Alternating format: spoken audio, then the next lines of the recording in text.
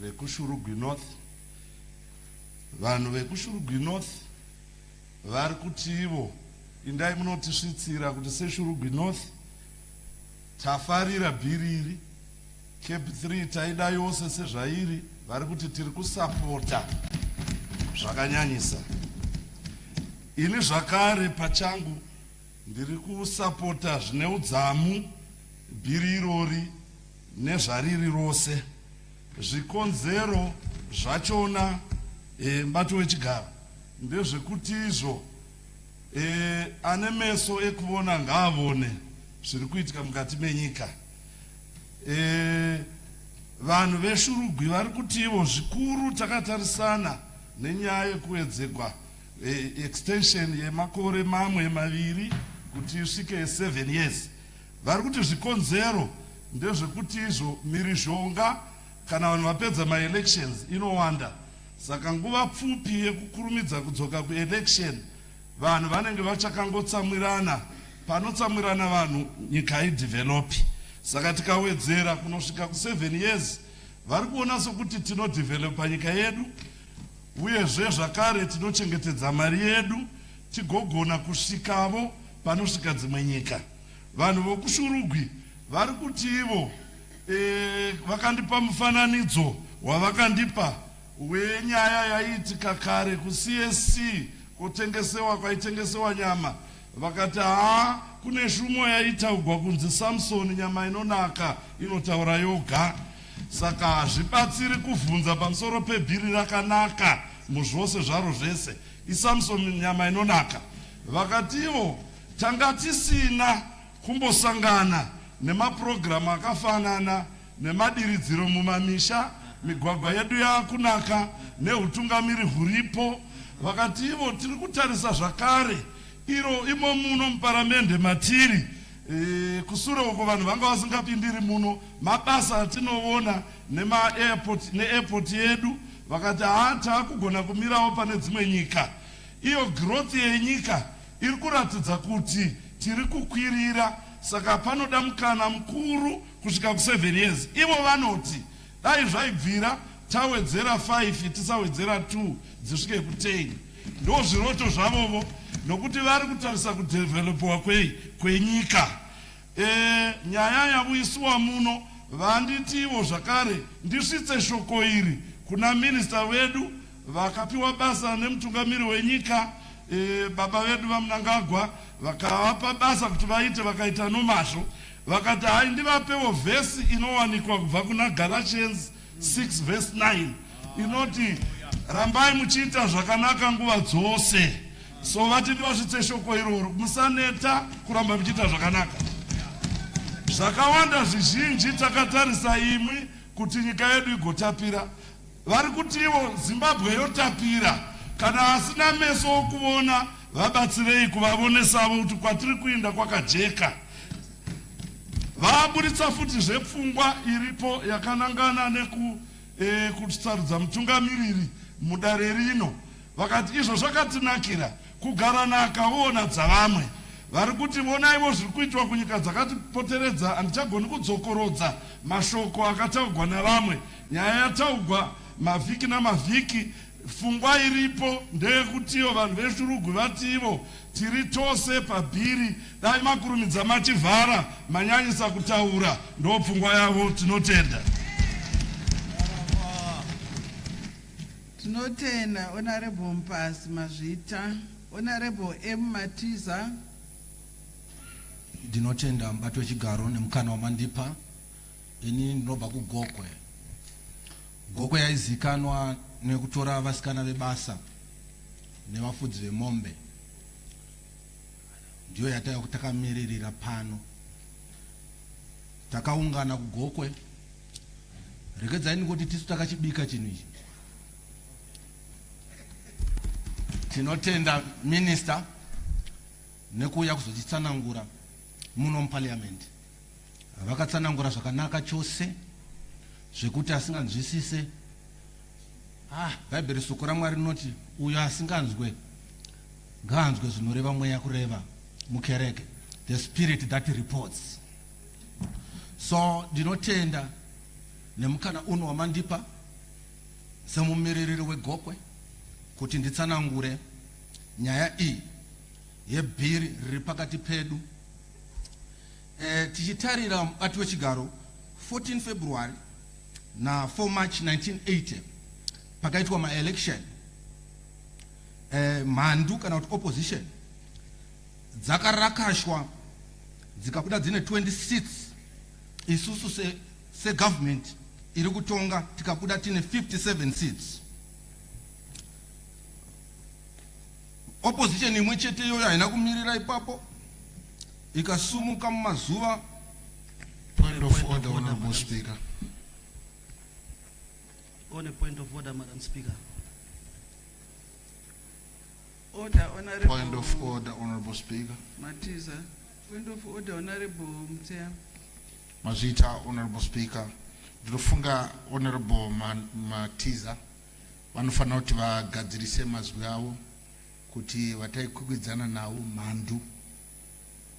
Izwi iroro harisina kumira zvakanaka. Munomo muimba ineyi hamuna mhandu. Inyaya yekukwikwidzana nenyaya dzesarudzo. Hapana mhandu, hapana muwengi panapa.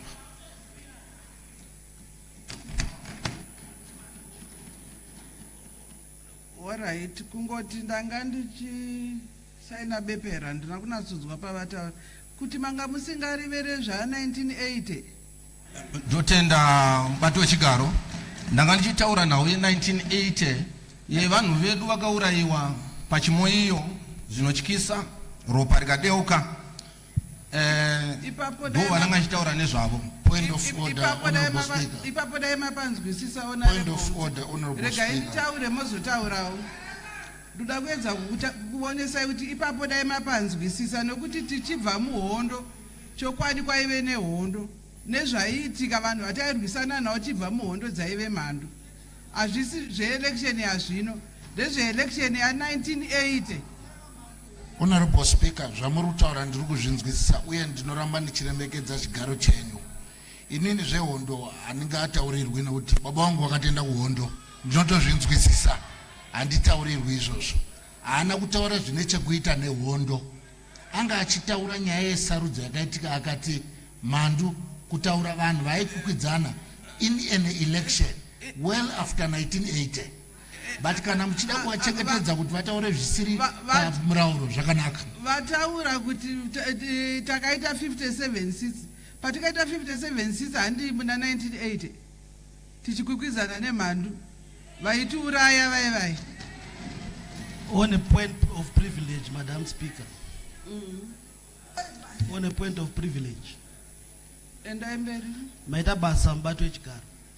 Election ra 1980 rakanga rine mapato akasiyana siyana. Mamwe anosanganisirawo ZAPU yaiva iripo yakarwa hondo. Zvino tikati isusu opposition ya1980 dzaiva mhandu, kureva here kuti ZAPU dzaiva mhandu? Tinotenda. Speaker, Madam Speaker, maybe a little bit of history to them they will understand. ZAP and ZANU just agreed to go into the election separately, but one with one manifesto. So they were one. What we say in an election year 1980, we won 77 seats. You may just be looking at ZANU, but we were one, ZAPU and ZANU. We had one manifesto. Ichokwadi kuti election ya 1980 taikwikwidzana nemhandu. Election ya 1980. Endererai mberi. Ndinotenda nokundimiririra mubati wechigaro. Ndinonzwa kudzirwa. Sezvo ndataura zvatakawirirana nevanhu vekumusha kwangu kugoko, takatenderana kuti izo parliament ngainge ine simba rekusarudza mutungamiriri wenyika.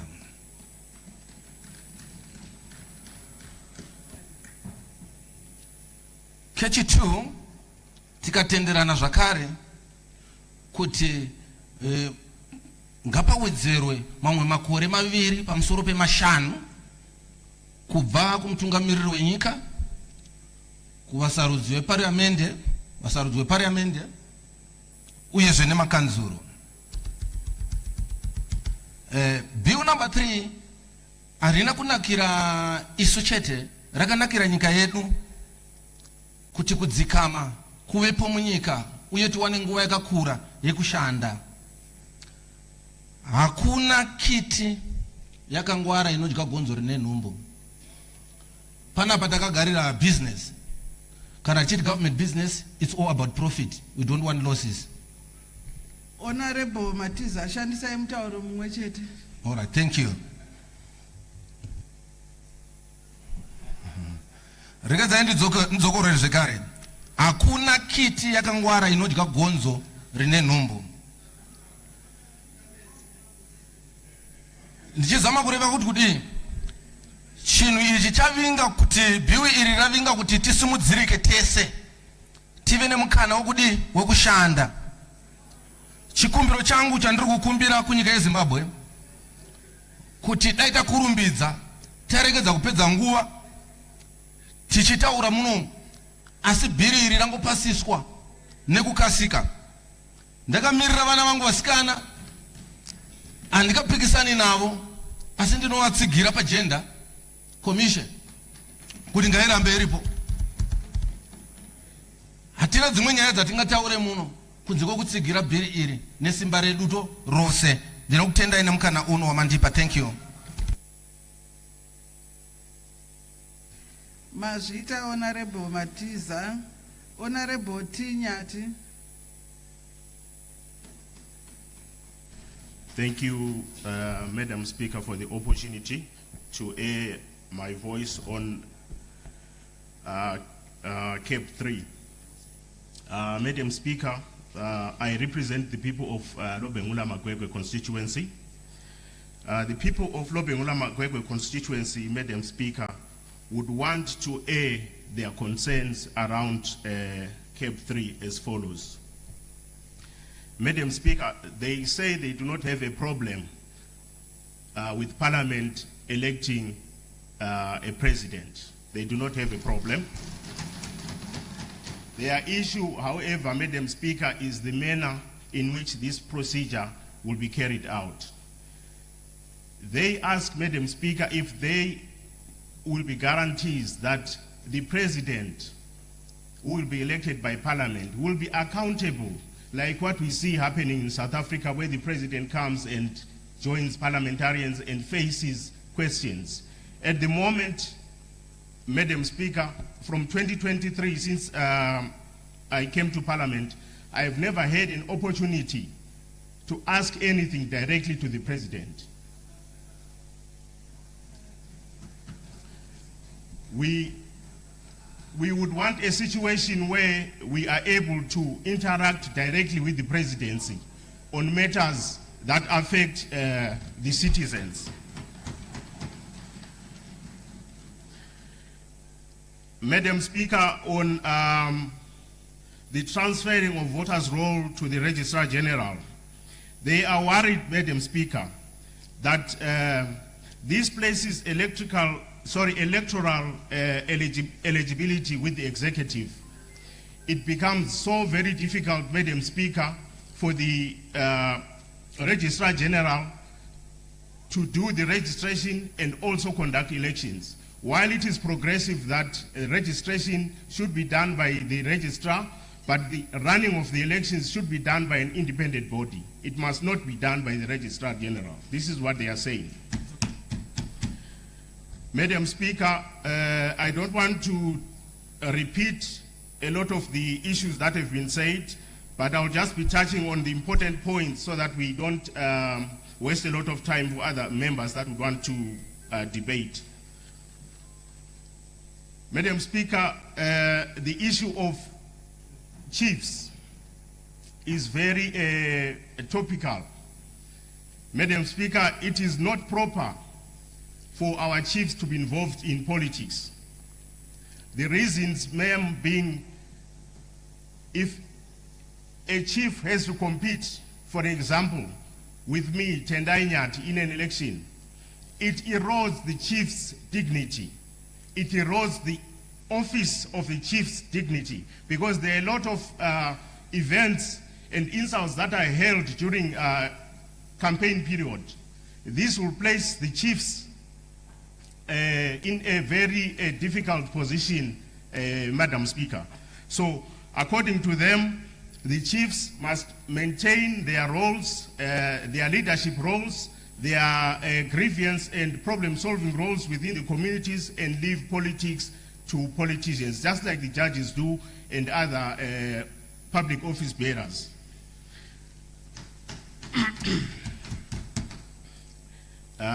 Madam Speaker, let me talk about the Gender Commission. Abolishing Zimbabwe Gender Commission and the National Peace and Reconciliation Commission reduces the independent oversight architecture. We must leave the Gender Commission as it is. We must not want to make any changes to that regard. This is what they've said, Madam Speaker.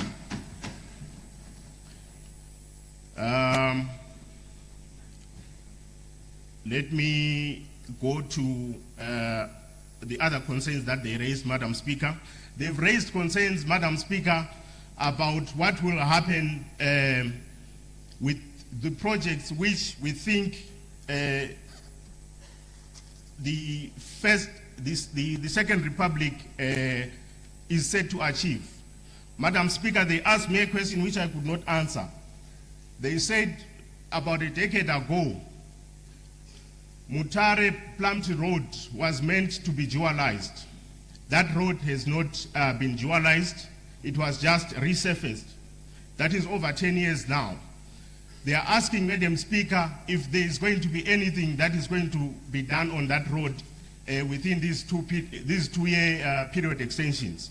They are asking, Madam Speaker, about the land degradation. Is there going to be a halt in the rampant mining that is happening in the country within these 2 years? Will these 2 years see beneficiation of minerals by Zimbabweans? Will these 2 years show a difference in the schools, particularly in Matabeleland and Bulawayo, where there are no roofs in some schools, where there are no benches, no desks in some schools? They are worried, Madam Speaker. They are very worried that if CAB3 does not address these problems, then it is not worth supporting, because they want to see real change in the communities. They appreciate the works which have been done. They appreciate the efforts that has been done by His Excellency President Mnangagwa. But the bone of contention, Madam Speaker, is Matabeleland as a region is still crying, is still left out. If you go to Matabeleland North, Wange is the oldest mine, over 120 years old. But there's nothing to show in Matabeleland North. There's nothing to show in Wange about that. Madam Speaker, if you go to Matabeleland South, the only two items we can talk about is the lithium mine and the Beitbridge border post. The road from Beitbridge, Madam Speaker, to Bulawayo is pathetic. They ask if CAB3 is going to address this. They ask if CAB3 is going to rehabilitate the road between Bulawayo and Beitbridge, which is a gateway to Zambia, to DRC, to Malawi, and other countries. Madam Speaker, coming from Bulawayo, where we have problems with water, I'm sure the Minister of Justice will attest to this, because when we go for budgets, for the past 2 years, we've been going to Bulawayo for our budget processes in November. There is a problem with water. Why Shangani Dam has been talked about for a long time. They want to know what is in it for them.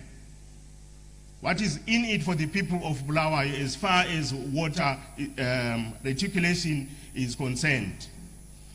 Will this see the completion of the Gwai Shangani Dam? Will this see the glass block dam being constructed? Or these 2 years will come and go without anything tangible being seen in Bulawayo? Let me talk about the industries in Bulawayo. Madam Speaker, they want to know what this government will do with regards resuscitating industries in Bulawayo. They want to know what this government will do in as far as capacitating entrepreneurs in Bulawayo is concerned. We see in other areas, Madam Speaker, government doing projects for the youths, doing projects for the ladies, the young ladies elsewhere. I won't mention the name, but we see them all over the show. Projects are happening elsewhere, but hardly anything is happening in Bulawayo. If you go to Bulawayo now, Madam Speaker, you will hardly see any construction in the CBD, let alone painting happening. People of Bulawayo want to know what is in it for CAB3, in CAB3. What is in it as far as rebuilding the country. Madam Speaker, the Minister of Justice spoke about the toxicity caused by elections. Madam Speaker, even if we go to 7 years, if fundamentals are not corrected, we will not solve the toxicity problem. Madam Speaker, I'll give you an example. If you go to South Africa, you will not see outside of an election ANC branded cars. If you go to Botswana, you will not see BDP branded cars. If you go to Namibia, go wherever you want to go. The toxicity is caused by failure to unite citizens after elections, Madam Speaker. I would want to implore the government to really consider mechanisms of coming out of election mode, because when we see these branded cars roaming around the streets, we wonder if they are going to campaign or where they are going.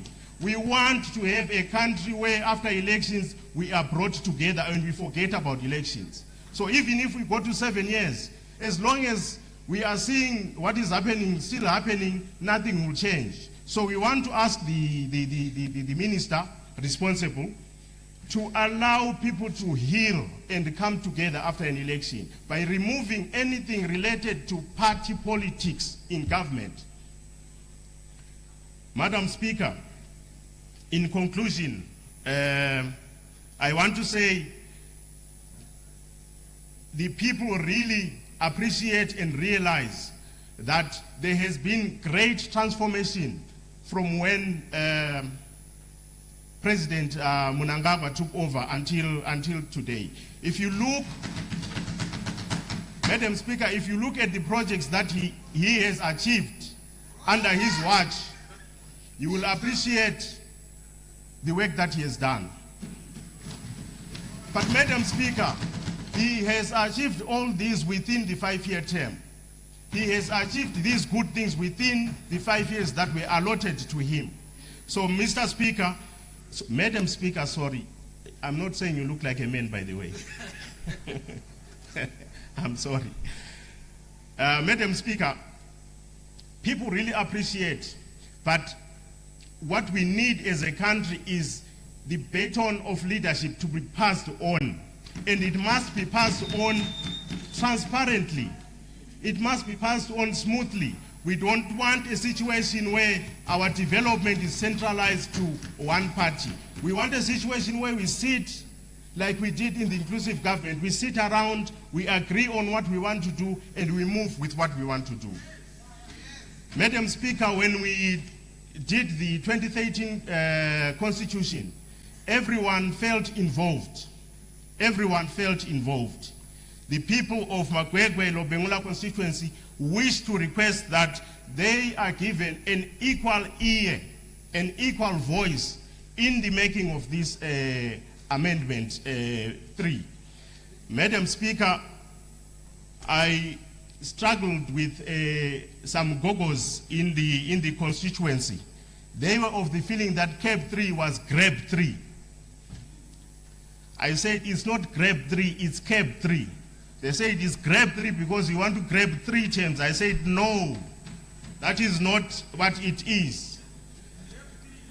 Madam Speaker, in conclusion, as I sit down,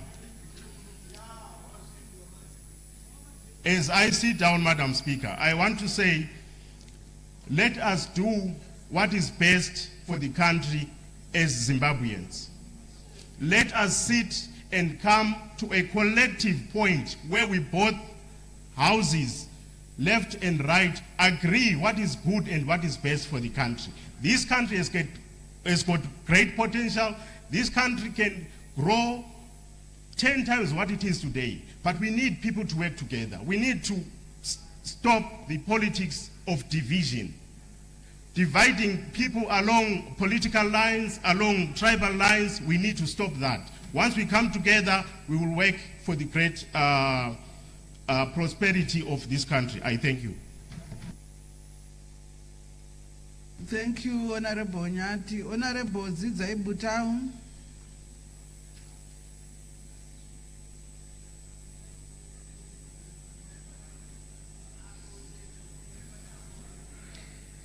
Honorable Aita Skani.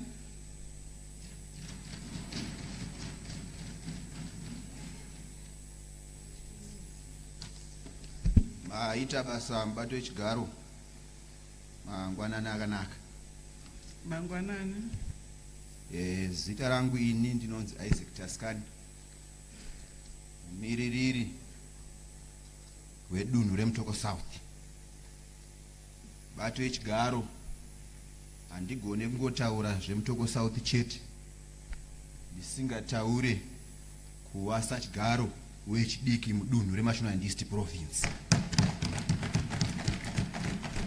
Saka zvandichataura pano ndichataura zvabva kuMutoko South, ndotaura zvabva muchitsuwa cheMashonaland East Province. Bato wechigaro rega nditange nekutenda gurukota rinoona nezvekwenenzvera zvemutemo baba vaZiyambi nebasa guru ravakaunza mudare rino rebhiu redu renumber 3. Regai zvenditende bato wechigaro boka reparamende rakauya kudunhu reMashonaland East iro raisanganisira ana Honorable Mateo, ana Honorable Kaitano, vaive paboka irori. Bato wechigaro ini ndasimuka pano kutsigira bhiriri ini pachezvangu saIsaac Taskani nemhuri yese yeMutoko South constituency nemhuri yese vechidiki Mashonaland East Province. Ndichataura ndakanangana nezvatiri kuona sevechidiki, kwete zvakamboitika, asi tiri kutaura zvataona zviri kuitwa nababa vaMnangagwa muSecond Republic. Ndichibva kwaMutoko kwandobva mubato wechigaro, tine zvakawanda zvataona zvaitwa nemutungamiriri wenyika zvaita kuti titsigire bhiriri. Kukura kwedu mubato wechigaro taingoziva kuti matombo akachekwa kwaMutoko anongotakurwa oenda kunze kwenyika. Asi pauya baba Mnangagwa muSecond Republic taona makambani anokwana kuita 3 auya maMutoko akakwenenzvera matombo maMutoko, vana maMutoko vakawana basa, vana maMutoko vakwanisa kugadzira vega matombo vachitengesa vachiwana mari. izvozvozvo zvinhu zvaitwa muSecond Republic nekugona kwababa vaMnangagwa.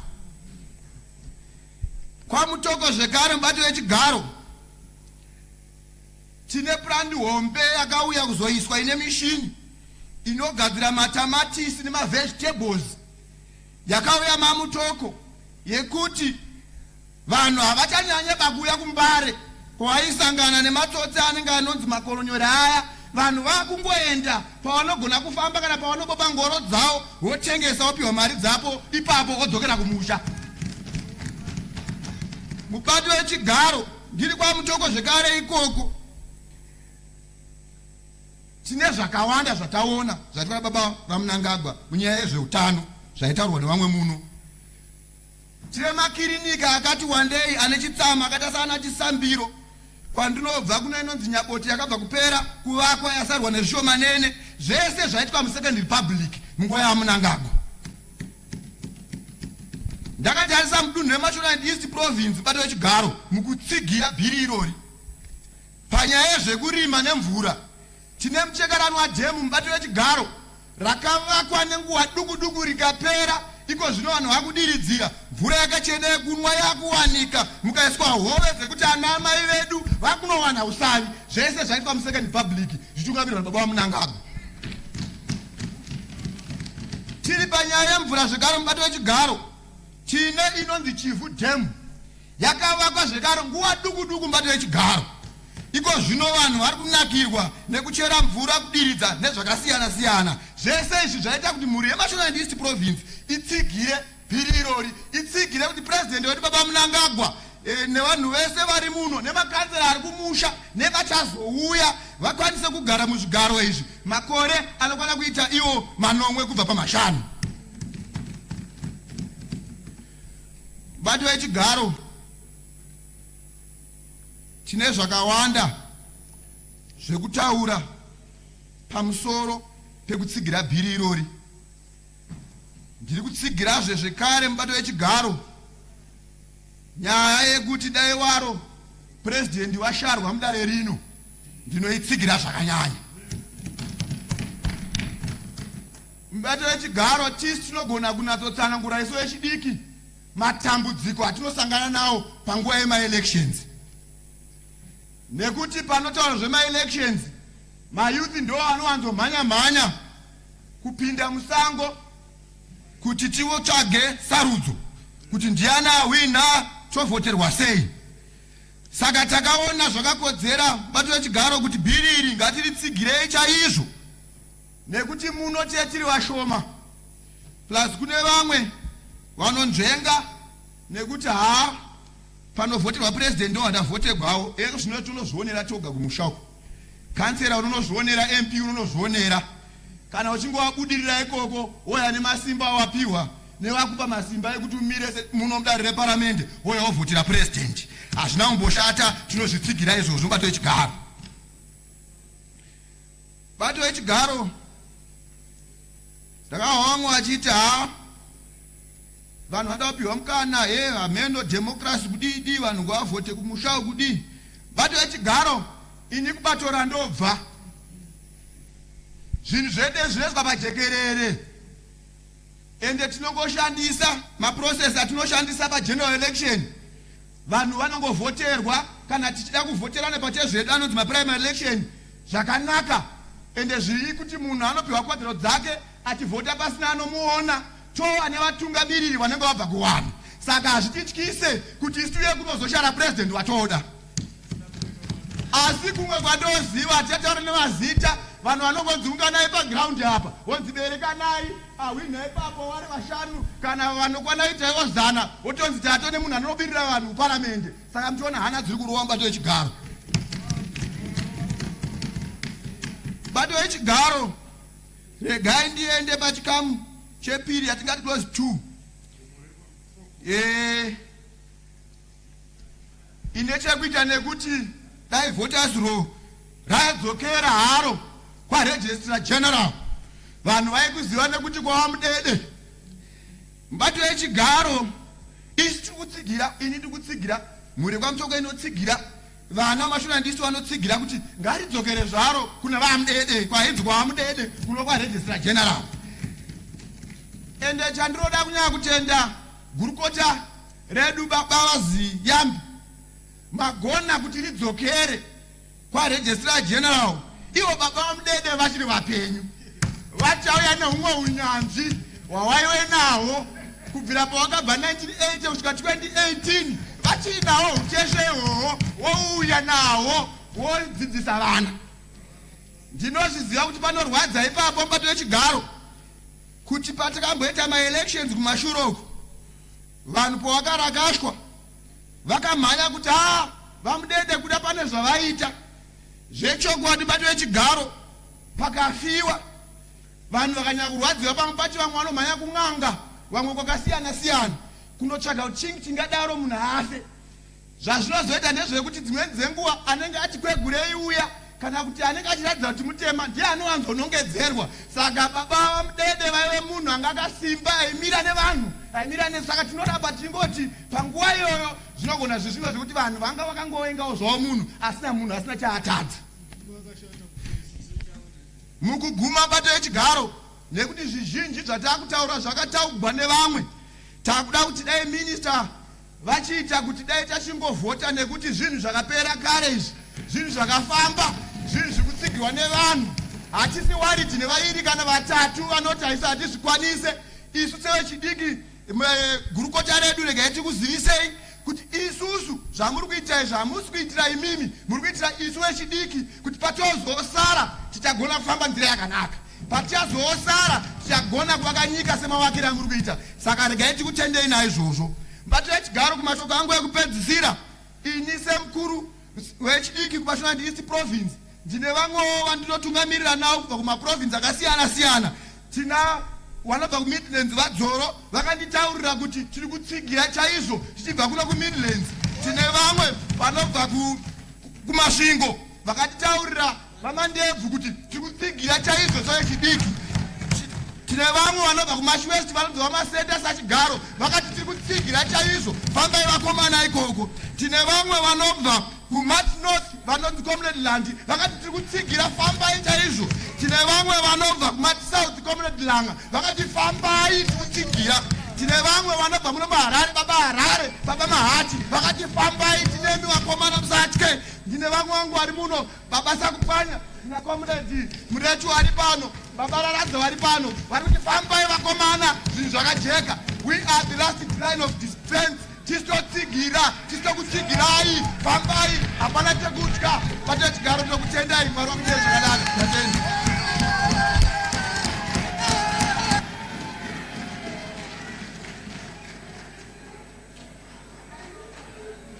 Mazvita Honorable Tascan, Honorable Mavunga.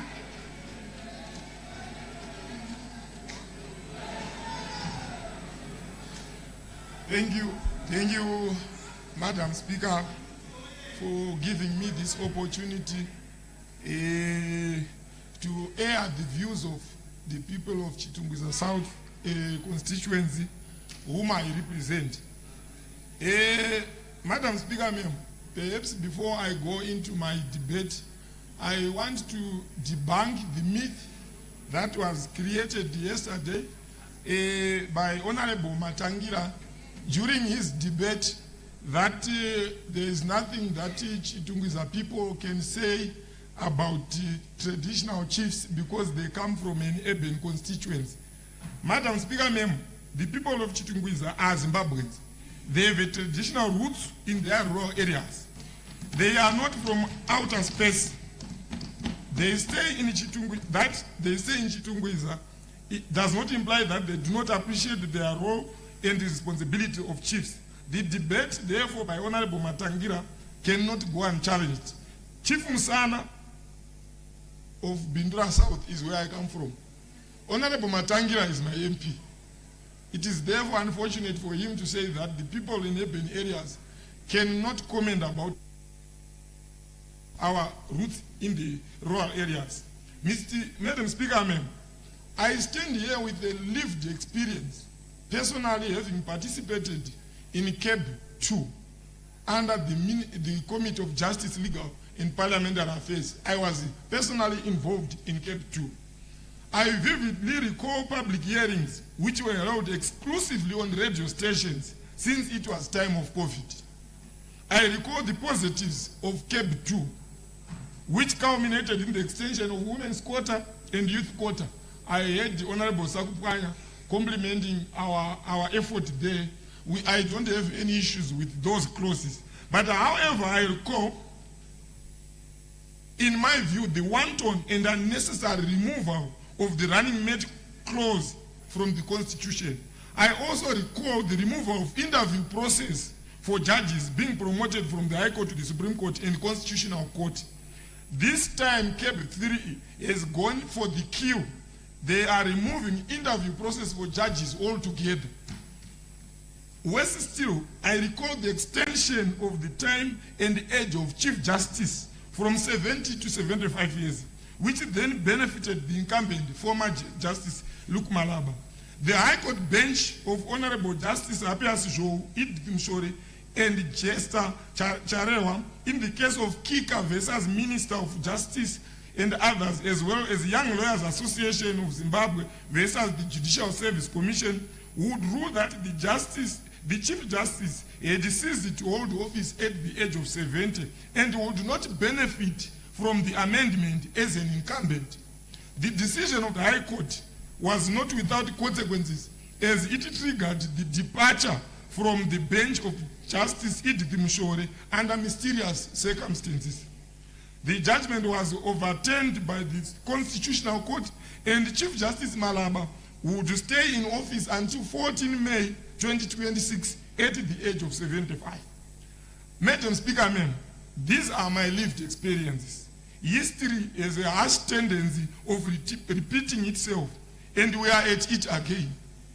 The same script being written, but with different actors. Instead of standing proud having participated in 2 constitutional amendment bills which are supposed to entrench our people's rights, I feel like standing on the wrong side of history, overseeing the shredding of our constitution at every turn. I will begin, Madam Speaker, by a quotation by James Madison. He was the 4th United States President. He lived between 1809 and 1817. He said, open quote, frequent elections, frequent changes to the Constitution will make the government unstable and will have a direct tendency to diminish the respect and attachment which are requisite in order to preserve it, end of quote. Madison's fear was that if the Constitution is amended casually, the people of that particular nation will stop to believe it. At the same time, Immanuel Kant is a philosopher from Germany. He survived between 1724 and 1804. He quickly wrote that the Constitution of the Republic must be such that it cannot be changed by mere will of the government. He saw the Constitution rule as the only moral basis of law. Madam Speaker, ma'am, the Constitution of any country must not be amended for the convenience and expedience of those in power at the time. Madam Speaker, ma'am, I caution this as it is increasingly becoming the tendency in Zimbabwe. In this instance, CAB3 must not be used for dynamics of succession politics. Point of order.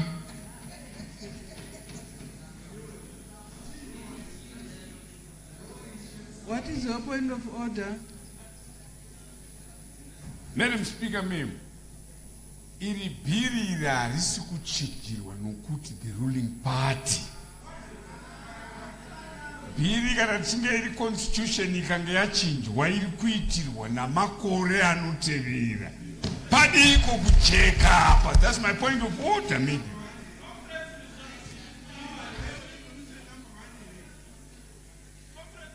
Mazvita Honorable Matangira ndofunga vazvinzwa.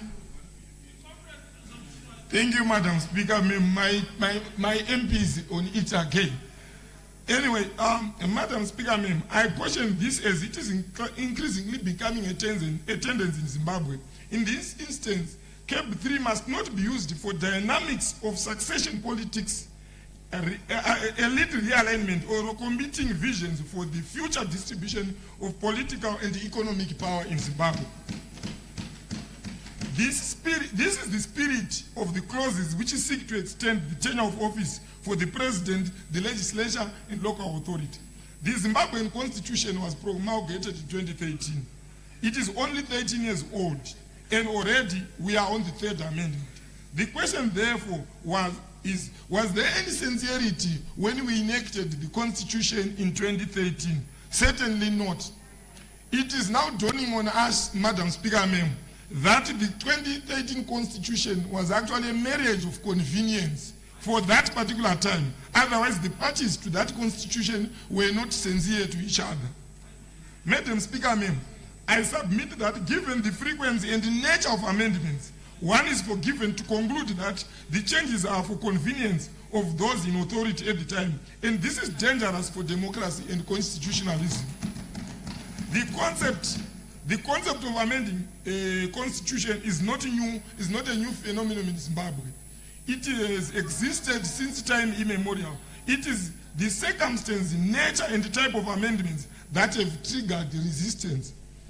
To preserve the sanctityness and the sui generis nature of a constitution, it is not desirable that it be subjected to frequent and at times unnecessary amendments.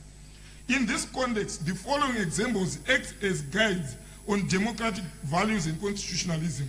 We cannot ignore other jurisdiction, Madam Speaker, ma'am, because the world is now a global village. We do not exist in isolation. This is the reason why Zimbabwe is about to sit on the United Nations Security Council as a non-permanent member. This is the reason why we do benchmark visits. The American Constitution is 237 years, having been promulgated in 1789, but only has 27 amendments. Closer to home, Namibia is 36 years old, but has only 3 amendments. Kenyan Constitution is 16 years old. It has no amendments. Japan's Constitution was enacted in 1947. It has no amendments.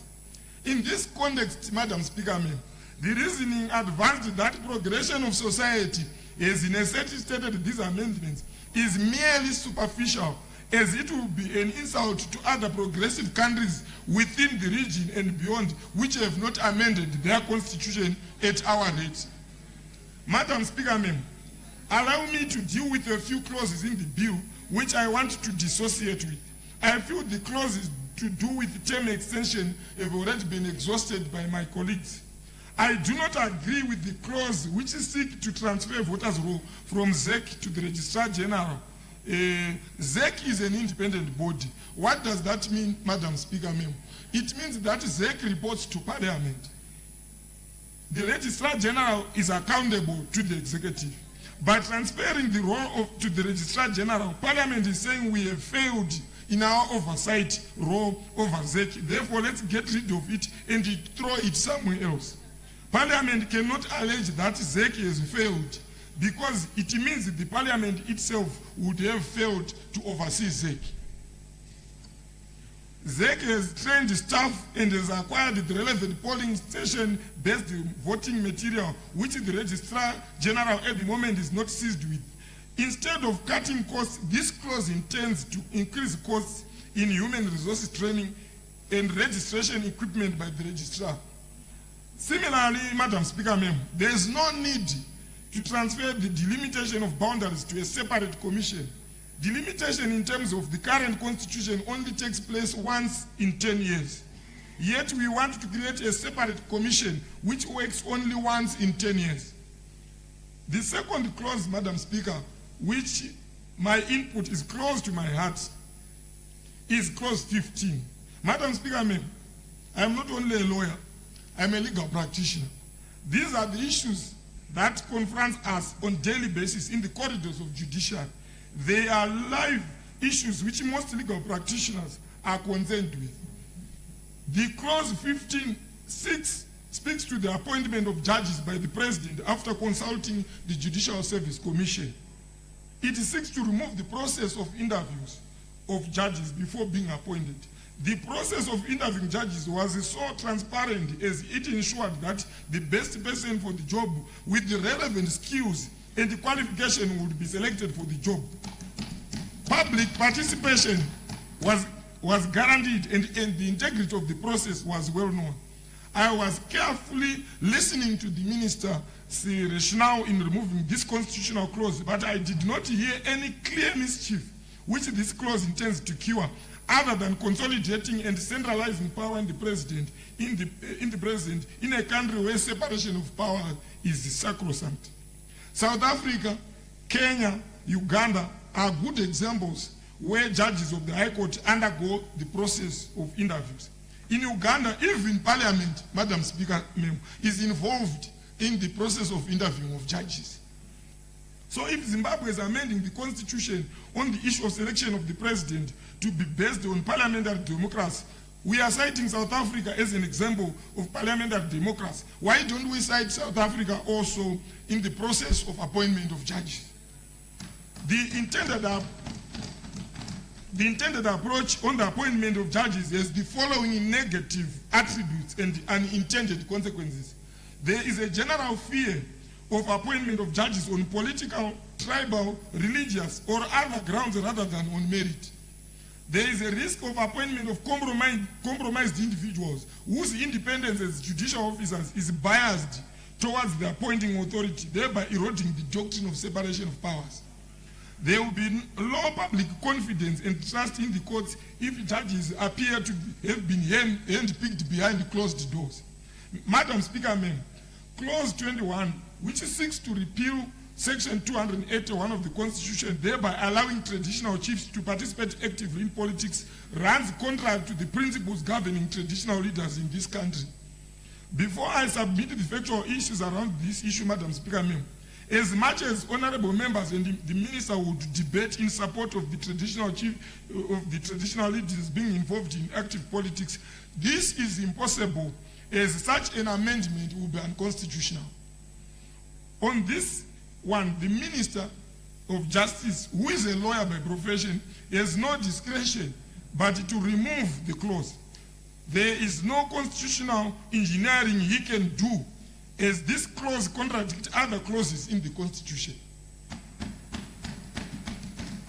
It is not a matter of persuasion, it is a matter of law, because the Constitution cannot contradict itself. This clause, standing alone, will contradict other sections in the Constitution to the extent that it cannot pass itself without amending other constitutional provisions. In that context, we will need to have another CAB3 in order to streamline this particular clause with the Constitution. Section 163, subsection 1, Madam Speaker, of the Constitution provides that traditional leaders are members of the judiciary. And Section 165, subsection A and B provides that members of the judiciary must not engage in any political activities. Subsection B says that members of the judiciary must not hold office in or be members of any political organization. So once we have agreed that chiefs or traditional leaders are part of the judiciary, then other clauses in the Constitution have to be amended. And these clauses cannot be amended without going to public hearings again. So this clause, Madam Speaker, if enacted as law, it will be unconstitutional. Madam Speaker, traditional leaders are not just leaders, they are traditional. They are spiritual and cultural ambassadors of their communities. We should not conflate the role of traditional leader to that of a political leader. Honorable Mafunga, you are left with 5 minutes. I will be done, Madam Speaker. Since time immemorial, they have presided over disputes within their jurisdiction without segregating. The core job of traditional leaders in the community is to unite people. Once they join party politics, a half of the village sees them as biased. That weakens their authority in resolving disputes. Well, political parties can then use chiefs to mobilize votes, threaten dissenters, or claim traditional backing. That turns cultural authority into campaign machinery. Political office is associated with many negative factors, such as sloganeering, political banter, at times insults. This should not extend to chiefs, as it will belittle them, and they will lose their spiritual and cultural value. Madam Speaker, imagine a chief losing a primary election to a crow head. Will the crowhead and those that voted him still respect the chief in the same light? The submission by the minister that chiefs are already in Senate and are part of the legislature does not make them partisan. In principle and according to the Constitution, they are not supposed to represent party interests. They represent diverse cultural interests in the Senate. Many countries, Madam Speaker, as I conclude, like South Africa, Ghana, Uganda, Zambia, they bar chiefs from getting involved in politics. The middle-age approach, Madam Speaker, is that chiefs must be allowed to vote, which is their right, but not to actively participate in politics. Madam Speaker, my final submission relates to the Constitutional Court. On this one, I submit, Madam Speaker, that it is a progressive amendment. The Constitutional Court must be allowed to hear cases of national interest on points of law. In fact, the Constitutional Court, Madam Speaker, should actually be allowed to hear cases on merits rather than on technicality, what we have been seeing under Chief Justice Malaba. For the above reasons, Madam Speaker, Chitunguza South constituents cannot and does not endorse this bill. I submit. Thank you, Honorable Mafunga. Honorable B. Mutumi.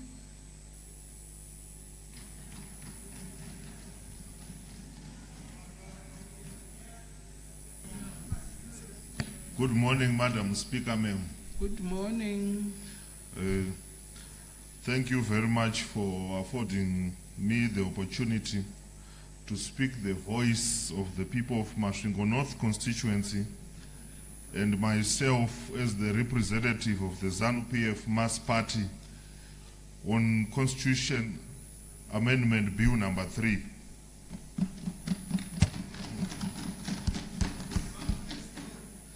Madam Speaker, ma'am, I rise to support the Constitution of Zimbabwe Amendment Bill number 3. I would like to draw you to the attention that countries with the progressive democracies always keep their constitutions under checks if it still suits the will of the majority and the national direction. And in that aspect, ours cannot be left out in modernizing our democracy. The bill represents significant and progressive steps towards strengthening the governance systems, improving administrative efficiency, and promoting political stability. Constitutional reform is a normal feature of constitutional democracies across the whole world, and it is viewed as means of ensuring that governance systems remain responsive to national realities and development aspirations. These proposed amendments seek to streamline institutions, eliminate duplication of functions, strengthen accountability, and create conditions necessary for successful implementation of Vision 2030 and the National Development Strategy NDS2. This bill seeks to build governance architecture that is more efficient, cost-effective, and development-oriented. And it is at a time like this when Zimbabwe is pursuing ambitious infrastructure, industrialization, and economic transformation programs. Therefore, it is imperative that the constitutional framework supports policy continuity and effectiveness of the national cohesion. Madam Speaker, ma'am, in the spirit of not leaving no one behind, I support that we continue with the Gender Commission to promote the gender equality, and the new system we are proposing will require a parliament that is gender balanced to push the country forward. Allow me to speak in my vernacular for a little bit, Madam Speaker, ma'am.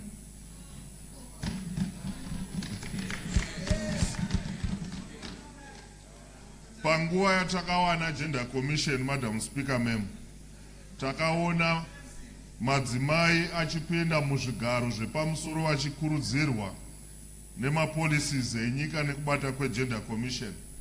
Isu saMasvingo North takazvara one of the best attorney generals and the first woman attorney general in this country, Madam Speaker. On clause 2, the Registrar General is already responsible for maintaining birth, death, national identity and citizenship records. So consolidating voter registration under the same authority will improve data accuracy, reduce duplication, strengthen accountability, and lower the administrative costs. A single authoritative database will enhance the integrity of national records and improve service delivery. Revamping our governance system is also in sync with many systems in the region, like Botswana, South Africa. On clause 3, I support for the parliament to elect the president. This system promotes stronger cooperation between the executive and the legislature. It reduces the enormous cost associated with the nationwide presidential elections, and this minimizes electoral tensions and violence. This model is not unique. Countries such as South Africa, Botswana, Ethiopia, Germany, Italy, and India, they use the parliamentary mechanisms in selecting their head of state government. And these systems have contributed to political stability, stronger institutional accountability, and improved policy coherence. Madam Speaker, on clauses 4, 9, and 10, I support the extending the term of office for the President, the Parliament, and local authorities from 5 years to 7 years. Frequent elections are costly and often place the country in a perpetual campaign mode. Development requires stability, continuity, and adequate time for implementation. Major national projects such as Gwai-Shangani Dam, the Blawayo Victoria Falls Road Rehabilitation, and other infrastructure industrialization initiatives, they require long-term planning and consistent implementation. Madam Speaker, if you look at China, President Xi Jinping got an extension after starting a developmental work that has seen China rise to be a superpower. Back home in Zimbabwe, our gold deliveries and reserves have gone up. Our food security is at an all-time high, and massive infrastructure work is underway. Do we want to hastily change a winning team? The answer and the masses say no. So Constitution Amendment Bill number 3 gives us a chance to continue on this trajectory. And that's what our people have overwhelmingly said in public hearings. Longer electoral cycles will improve investor confidence and enhance fiscal planning, allowing our government to focus on service delivery rather than constant election preparations. This approach is not unusual internationally. Cameroon has a 7-year presidential term. Ireland and Italy have a 7-year presidential term. These examples demonstrate that longer terms can coexist with democratic governance while promoting policy continuity and national development. On clause 5, Madam Speaker, I support the removal of distinctions such as the first vice president and the second vice president. And this amendment promotes equality within the presidium. It strengthens collective leadership and eliminates unnecessary perceptions of hierarchy. It will foster teamwork, unity, and coordination at the highest level of government. Madam Speaker, on clause 8, modern governance, it requires expertise. The appointment of 10 technocrat senators will enrich our parliamentary debates. And through the inclusion of experts in areas such as economics, engineering, health, education, agriculture, and technology, If you look at many countries, they utilize appointed members in upper houses and legislative bodies to bring specialist knowledge into policy formulation and lawmaking. This proposal will strengthen legislative scrutiny, improve the quality of laws, and encourage evidence-based decision-making. Madam Speaker, on closed call for 13, I support the establishment of Electoral Delimitation Commission. Our past delimitation exercise has generated concerns regarding the constituents' boundaries and reassignment of voters to distant polling stations. A specialized commission will enhance fairness, transparency, and professionalism in constituents' delimitation. This will improve accessibility, voter participation, and public confidence in electoral processes. In conclusion, Madam Speaker, as the representative of the people, it is important that we do not deviate from the aspirations of the people who have already spoken, overwhelmingly supporting the bill, Constitution Amendment Bill number 3. So if these people have spoken, who is asked to say no? It's time to align our governance systems with global democratic trends, where parliamentary democracy reflects the will of the people.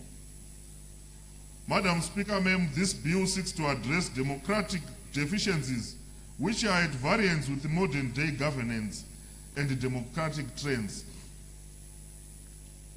This amendment creates conditions for sustainable national development.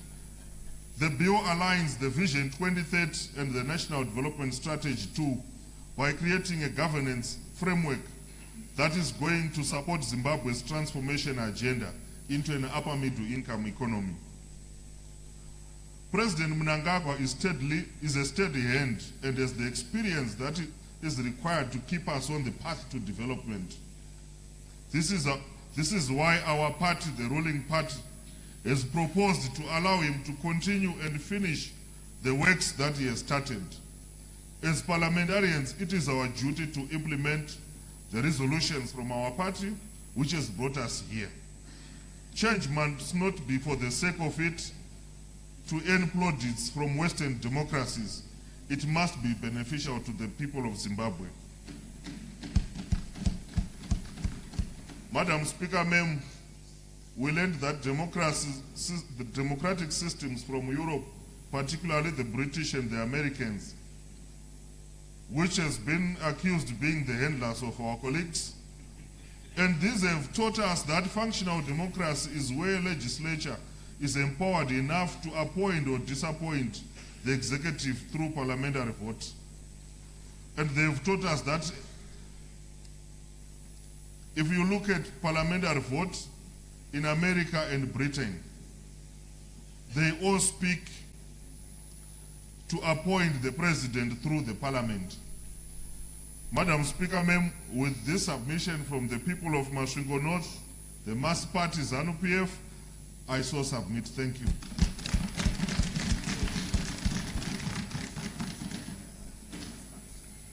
Thank you, Honorable Madumi. Honorable D. Mashonganyika.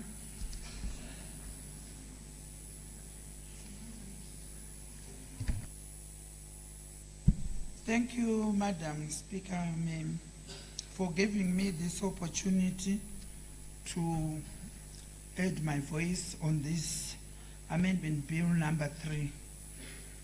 I also want to thank the mover of this motion, Honorable Minister of Justice, Ziyambi. The majority of people from Mashonaland and Central Province across all districts are in full support of this amendment bill.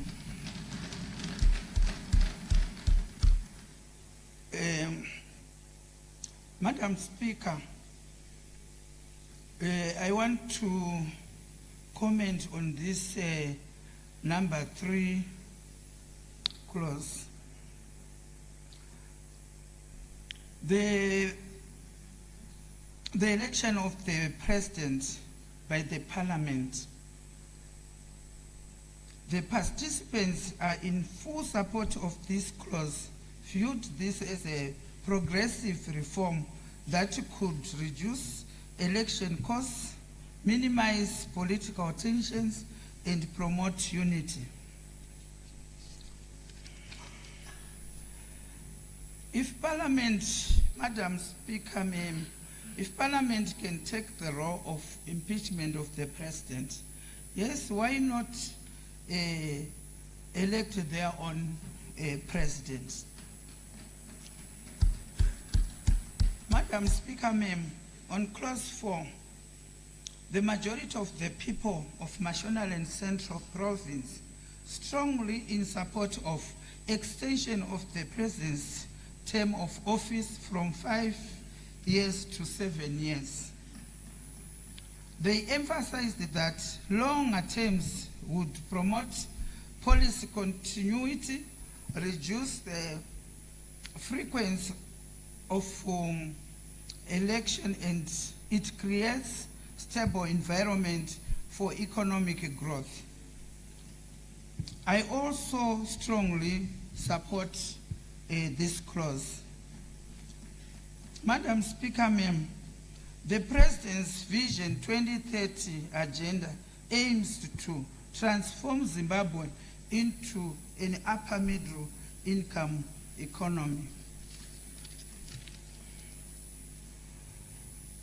The participants of Mashonaland Central across all the entire districts are in support of term extension of parliamentarians and councillors from 5 years to 7 years.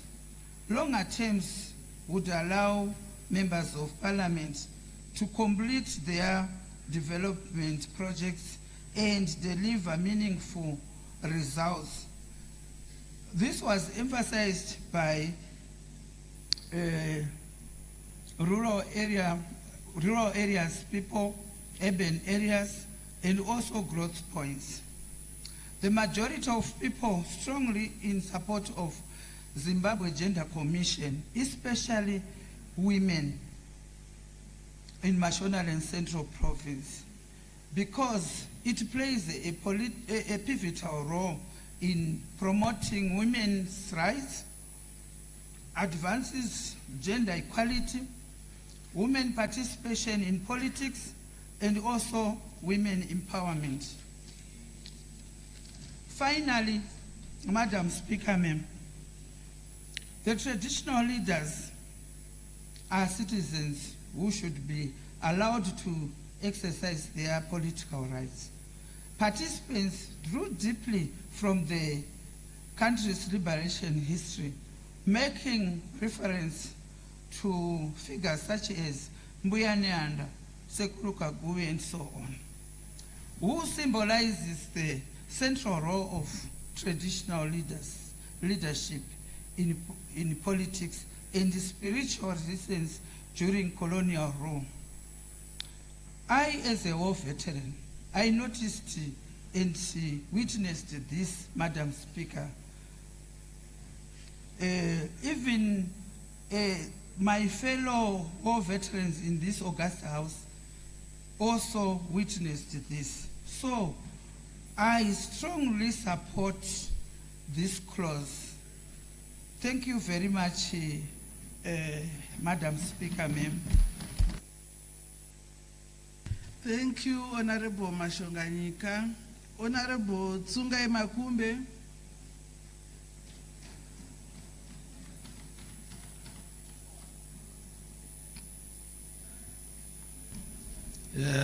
Maita basa mbati wechigaro mangwana nakanaka. Point of order.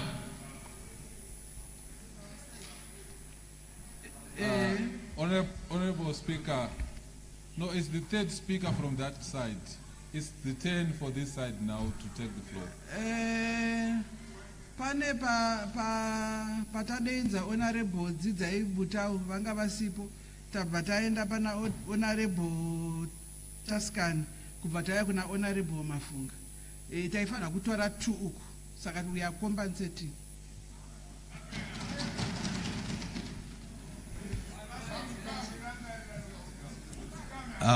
Tinotenda mbati wechigaro. Rega nditore mukana uno kutendai nenguva yamandipawo yekuti ndiisewo muono wangu maringe nenyaya iri muno mudare yatsviriridza pasi rose. Chekutanga ndinoda kutaura ini ndakamirira maZone North constituency kunova ndokwandinobva. Ndisvitse shoko nemuono wevanhu wavakandituma nawo kuno. Ndinoda kutanga kutaura kuti maZone North constituency iri kufara zvikuru neCAB3 iyo yakasumudzwa mudare muno naminister wedu wejustice. Vari kufara vati ndiudze minister kuti minister muri uchi rambai makadaro CAB3 bhozvo kuti vasvitsa shoko zvekare vari kuti ivo isusu tinotsigira zvakasimba bhiu rakaunzwa mudare rino reParliament. Vari kutsigira zvakasimba zvikuru sei munyika kunzvimbo yandinobva uku ndo nyika yambuya nehanda uye riri dunhu remazowe. Mazowe yese nemaZone North yacho vari kufara zvikuru. Vari kuti iri bhiu rauya panguva yakanaka chaizvo nekuti rakumboti rinofanira kuti ripasiswe ribudirire zvakanyanya zvikuru sei clause 2 inotaura iyo kuti mutungamiri wenyika anenge akusarudzwa mudare rino reParliament.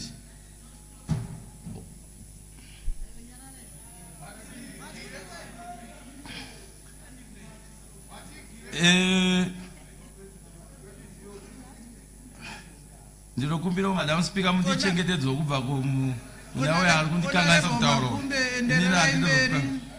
Tinotenda. Vari kutaura ivo kuti zvakakosha paclose inotaura kuti mutungamiri wenyika asarudzwe ndare reParliament. Ivo vari kutsigira zvakasimba. Vari kuti zvakakosha izvozvo nekuti zvinotipa mukana wokuti kumusha uku vanozororawo kuswera vachivengana nekuswera vachinetsana pachavo. Saka vari kuti vari kusapota nekutsigira zvakasimba kuti mutungamiri wenyika asarudzwe kuno kudare reParliament. Uye panhau yekutsigira panhau yekuwedzerwa kwetemu kubva pa5 years zvichienda pa7 temu yapresident netemu member of Parliament netemu yemaCouncillors. Izvozvo vari kuzvifarira chaizvo nekuti munoziva kuti kuMashona Central takanyanya affectwa nehondo. Saka vari kuti aiwaka iyi ndo nguva yakanaka iyi 7 years dzine dzakanaka kuti titsigirewo kuti vanhu vambotora mukana wokuvaka nyika nekuti nyika inoda kuvakwa nenguva ino yakati kurei. Padiki 5 years dzangachitarisa kuti zvimwe zvinhu zvigadzirisike, zvimwe zvinhu zvigone kufamba pa5 years dzishoma. Asi ivo matauriro avo vaitotaura ivo vachitsigira kuti dai zvaitobvira pa7 years dzamukutaura kuti maisa 2 years chete dzamawedzera dziritori dzishoma. Isusu vanhu vakakanganiswa nehondo kuMashona Central tanga achitoda kana zvitobvira kana 40 kana 50 years maelection asangoramba achimboitwa padiki nekuti anotikanganisa kuti tidevelope nyika nzvimbo yedu nenyika yedu zvekare. Zvakafanana naizvezvi kuMashona Central Province tiri kuona basa rakanaka riri kuitwa nemutungamiri wenyika Comrade E.D. Mnangagwa. Basa iro rinoda nguva. Saka kuvaka nyika kwasiyana nekuberekwa kwomwana anogona kunzi anaini manzi mwana anotongoberekwa chete. KuMashona Central Province vari kuti aiwa kuvakwa kwenyika kunoda kutora kunda nguva yakati rebei kunyika igovakika zvakanaka. Zvakafanana neni mubati wechigaro pandiri panapa ndinovo zvekare mubandiko revechidiki kubato redu reZANU-PF ndirimo mutungamiri wechidiki. Vavechidiki province yese yeMaCentral totsanganisa nyika yese. Ndakawana mukana wokuenda kuMati North, ndakawana mukana wokuenda kuMati South, ndakawana mukana wokuenda kuManicaland, Masvingo, Mash East, Mash West, Manicaland, Kunyango Mnoma, Matiri, Vechidiki Vese, Neblawayo province, Vese Vechidiki Vagutsigi, Iowa, Umono, Naga Shaish, Unoti Pamkana, Okutinika, Dinya Sovakika, Jagasimba, Nekuti Magatarisa, Kunevangwe Vedu, Vasinga Gonokuona, Nokuti Imbocha Zagaberi was Shinura, Zwarimechete, Azanga Kuona, Zwarimechete, Kanakutoyangwa. Imwe ndio inotanga kuyamwa, imwe inononoka kuzoyamwa, inotozoita oshoku femeza oshoka yazo kwanza oshoka pane munyatso wa amai. Isu sevechidiki tiri kutsigira chitaiwa iri zuva iri tanga takatomirira kubva kare. Zvanga zvatononoka minister imimi chirongwa chamukauya nacho muno muichi ngachifambe chigoenderera mberi basa iripere nekuti isu sevechidiki tutati aiwa CAB3 bozo kuti uye zvatoendwa tiri kutaura kuti nenguva iyoyi honorable minister isu takutomirira chete kuti dai zvachitongoitwa zvachitopera vechidiki vari kunzoku vari kufara zvakasimba uye vari kutsigira zvakasimba. Toenda padare remadzimambo paclose inotsigira kutaura nezvemadzimambo. Madzimambo isu tiri muno mutagara tiri ngori madzimambo kudhara. Vana honorable mangwa madzimambo vakatiza kumusha kwa uchiweshe kuti vaende uchinhoyo asi madzimambo saka isitutaza madzimambo hapana chakamboipa kuti madzimambo anga achino kuitwa ufuti zvematongerwo enyika hapana kana chakaipa nenawo yekuti tagara titorimo muzvinhu zvacho uye madzimambo kubva kudhara vakabvira variwo vanotongoita zvematongerwo enyika izvozvo saka hapana chakamboipa kuti zvibudikire pachena kuti vemadzimambo vange vachinyatsosanga vachinyatsopinda nemazvo netsoka dzavo dzese vakanyatsomira mune zvematongerwo enyika. Toenda paclose yanga ichitaurwa yekwa registrar general. Ini ndiri kuona zvakanaka chaizvo kuti kwaRG ikoko ngazvingoenda tingoti neko ngazvidzokere ikoko kwaRG kwavamudede ikoko. Ndiri kutsigira zvakasimba nemhuri yemazowe noti ndakaimirira nemhuri yemazowe zvekare kuti ngazvifambe zvakadaro zvidzokere ikoko kuti zvinyatsofamba zvakanaka kuitira vamwe vedu vaivai nokuti inini zvinondinetsa makatarisa panoitwa maelections mazhinji ini kwangu ndakakwikwidzana nevamwe kuti ndakavasvasvanga zvokuti dhu asi inini havana kumbondiendera kukoti kuti ndabirirwa asi kuna president onzwa kuti aiwa tazonzwai zvazodii vhotasuro razenge rakadii zvazenge zvakadai saka zvakangonaka kuti aiwa ndakadzokera kwaRG ikoko kwaregistrar general zvinoyanzofamba zvakanaka nekuti pamwe pachena unonzwa chipomera kuti kuri kuvhotwa nevanhu vakafa taona vari pavhoters row saka izvozvo zvakadzokera kwamudede kwaregistrar general zvinotipa mukana nekuti ndo vagara vane zvese zvitupa zvedu mapasipoti mabhethi madethi zvese nyangwe bethi record chaiyo unogona kutoze wakaenda naye ikoko inenge wakaenda naye unokwanisa kupiwa bethi rako saka zvakangonaka kuti zvingodzokera ikoko hapana chakamboipa ipapo. Mubati wechigaro ndinokutendai nenguva yamandipa inini nemhuri yemazowe north nhasi ndawanewo mukana wekuti nditaure ifirst time yangu kutaura ndizamona ndinenge ndiri kuita kakuvhunduka hangu kutaura muno asi ndati nditsigire chinhu ichi ndichitenda minister ziyambi ndinoda kupedza nditenda minister ziyambi kuti minister ziyambi chipedzai maspoti akapera kudhara isu tiri kukutsigirai tichikusapotai zvakasimba pasina kana chinomiswa ipapo tikuti harimire ngarambe rakadaro.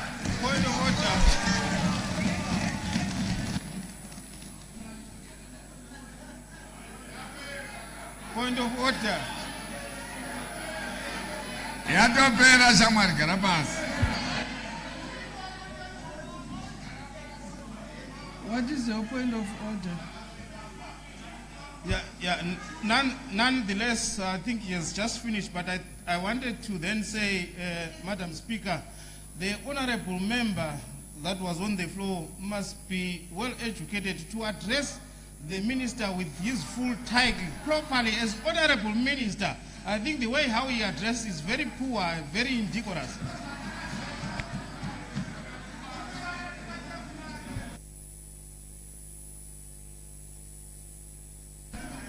Mazvita honorable Makumbe Next honorable member to take the floor is Honorable Mamombe.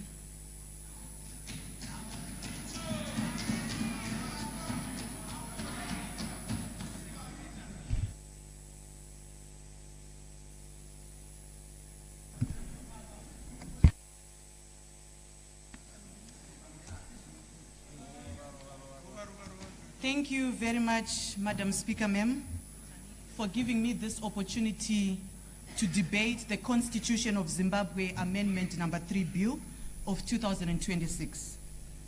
Madam Speaker, ma'am, in doing so, I carry with me the views and concerns of the citizens of Harare West constituency, gathered through a constituency consultative meeting that I held on the 21st of March 2026 in Maubra in Harare West constituency. I wish to state from the onset that the people that I represent have expressed an overwhelming opposition to this bill.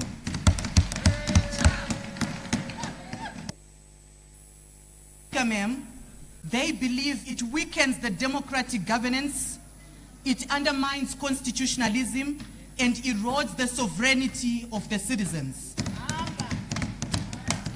Our constitution is not an ordinary statute. It is a supreme law of the land and a social contract between the citizens and the state. Madam Speaker, ma'am, at the center of this bill today is a fundamental question. Does this bill strengthen the sovereignty of the people, or does it take away the power from the people and concentrate it into the executive? The Constitution of Zimbabwe is founded on a popular sovereignty. The legislative authority that we enjoy today is derived from the people. Parliament is therefore not a master of the Constitution, but Parliament is a servant of this very Constitution. Madam Speaker, ma'am, this bill, when read as a whole, does not merely make technical changes. It forms a coherent scheme that weakens the electoral accountability, reduces citizens' participation, and consolidates power in the executive. When I was going through this bill as presented by the Honorable Minister Zimbabwe, I saw a troubling pattern. I saw that the bill seeks to take away the people's direct right to elect their head of state. I saw that the bill also seeks to extend the term of elected officials. I also saw that the bill weakens the independent institutions and concentrates more authority in the executive. I am therefore, Madam Speaker, ma'am, convinced that these amendments move this country, Zimbabwe, into a wrong direction. Let me go clause by clause, Madam Speaker, ma'am. I want to start with clause 2. Clause 2 removes the voter registration, compilation of the voters' roll, and custody of the voters' roll from an independent Zimbabwe Electoral Commission and transferring those roles and these functions to the Registrar General. As Harare West constituency and myself, we reject this clause. The voters' roll is a function. The voters' roll is a foundation of a free and fair election. Whoever controls the voters' roll, Madam Speaker, ma'am, controls the critical part of our electoral process. Moving this function from ZEC to the Registrar General weakens the electoral independence and places a core electoral function under an office that lacks the same constitutional safeguards as the Zimbabwe Electoral Commission. Speaker, ma'am, if the concerns with ZEC is efficiency, the answer is very simple. The answer is not to strip away ZEC of its mandate. The answer is to strengthen ZEC by making sure we improve data sharing with the Registrar General, modernizing registration systems. We are now in the 4th industrial revolution where we can make use of AI and also ensure transparency within ZEC. Let me quickly move on to clause 3. This is one of the most dangerous clauses, Madam Speaker, ma'am. It proposes that the president must be elected by members of parliament in a joint sitting of Senate and the National Assembly. The people of Harare West are very clear. The president must be elected directly by the people. We maintain that there must be one vote, one person, one vote must remain. Madam Speaker, ma'am, the question is, are we saying the liberation struggle and its gains were a mistake? One person, one vote, was it a mistake? Madam Speaker, ma'am, I want to say today, let us today not strip away the citizens of their right to vote. Why should an elected few decide for the majority? A direct presidential election is not a democratic feature of our democracy. This is a central mechanism through which citizens exercise sovereignty. Removing the people's direct vote for presidents reduces millions of Zimbabweans to spectators, while a small group of parliamentarians decides who becomes the head of state. Madam Speaker, ma'am, on this clause, this also creates serious risk of patronage, bribery, intimidation, and political bargaining. In a context like our country, where money and executive power already influence political processes, reducing the electoral college from millions of citizens to a few parliamentarians is very dangerous. Even more concerning, the proposed clause appears to allow a person who was never directly elected by the people or even rejected by the voters to become a president through this parliament. This is not democracy. This is a removal of the people from the center of government. I therefore oppose clause 3. Madam Speaker, let me move to clause 4, 9, and 10, which talks about the extension of terms from 5 years to 7 years. In 2023, the President and members of Parliament were elected for a 5-year term. No candidate sought a mandate from the people for 7 years. To extend the term after the election is to alter the people's mandate after it has already been given.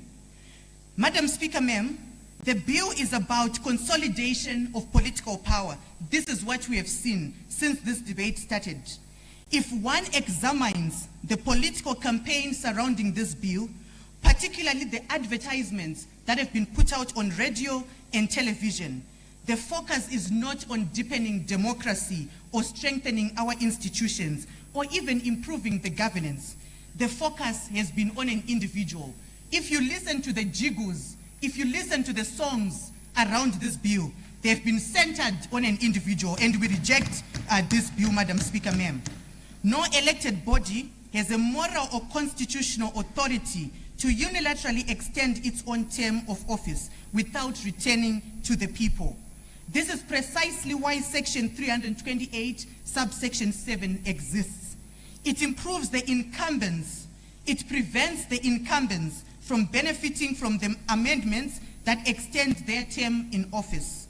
It is a constitutional firewall against self-serving amendments. If leaders want a 7-year term, they must ask the people directly through a referendum and apply these changes only for future office holders, not this current parliament. Clause 8 allows the president to appoint additional senators. The proposal de-democratizes the Senate. Senators must represent the people and their provinces, not presidential preference. The danger between, Madam Speaker, ma'am, the danger becomes clearer when clause 8 is read together with clause 3. If Parliament elects the president and the president appoints the senators, then the system risks being secular. There is presidential influence shaping the body that may in turn choose the president in the future. This also affects the constitutional amendment arithmetic. Additional appointed senators, as proposed by the bill, can alter the balance of power in Parliament and make it easier for a ruling party to reach the supermajority without obtaining a genuine 2/3 mandate from the voters. This is not a technical reform. It is a constitutional fraud, Madam Speaker, ma'am. Let me move to clauses 11, 12, 13, and 17. These clauses talks about the Electoral Delimitation Commission and a reduction of the ZEC function. Madam Speaker, ma'am, the delimitation and voter registration must remain with ZEC, and ZEC must be strengthened. The problem with our electoral system is not that ZEC has too much independence. The problem is that citizens, they want more transparency, want more independence, more accountability, and more public confidence. The proposed delimitation commission would be appointed by the president. Again, this is an executive override. That creates a risk that boundary delimitation, one of the most politically sensitive electoral functions, may become a subject of executive influence.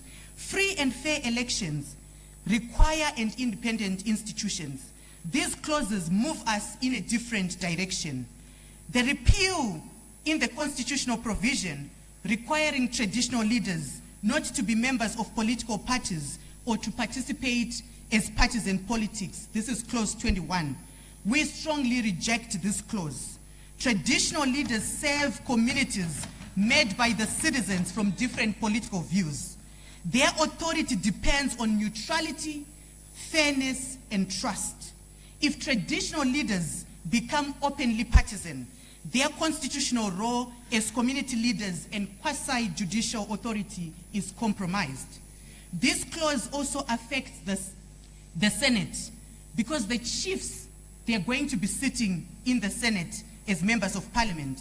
So if chiefs are no longer constitutionally required to be non-partisan, then the democratic legitimacy of the Senate is further weakened. You have additional 10 senators, you have chiefs who are now partisan. This will weaken our Senate, Madam Speaker, ma'am. The traditional leaders must remain above partisan politics. They must not subscribe to any political party, Madam Speaker, ma'am. The recurring message from my constituents that I represent in this August House, Harare West constituents, was to demand for a referendum. The people of this country made the constitution. The people must decide whether it must be fundamentally altered. As their representative today, I wish to place their views before this House and submit that the Constitution of Zimbabwe, Amendment number 3 Bill, must be rejected in its entirety. The Constitution must be rejected in its entirety. The Constitution of this country belongs to the people, and no one has a right to play around with the people's constitution. Madam Speaker, ma'am, I therefore submit the views and concerns of the people of Harare West constituents. I thank you, Madam Speaker, ma'am.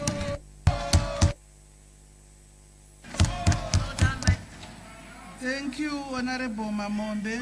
Honorable Kariko Gati.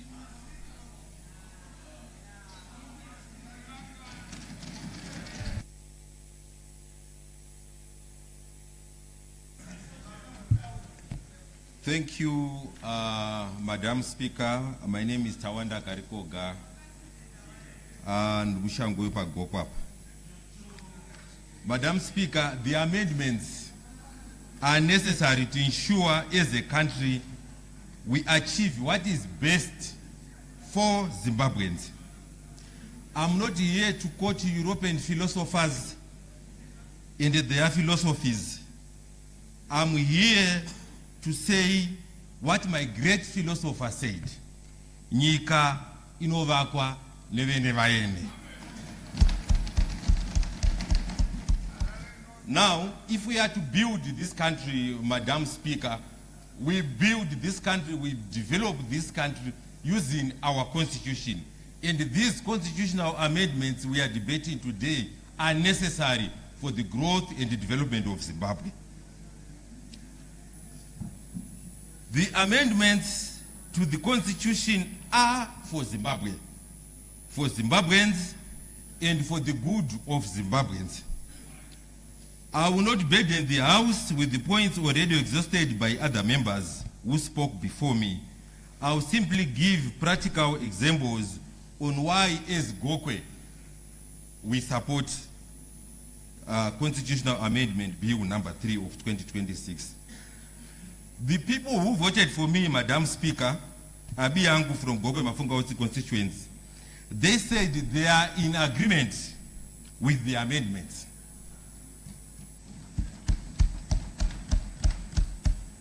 I will firstly focus on clause 17 that seeks to give registrar the mandate to register voters.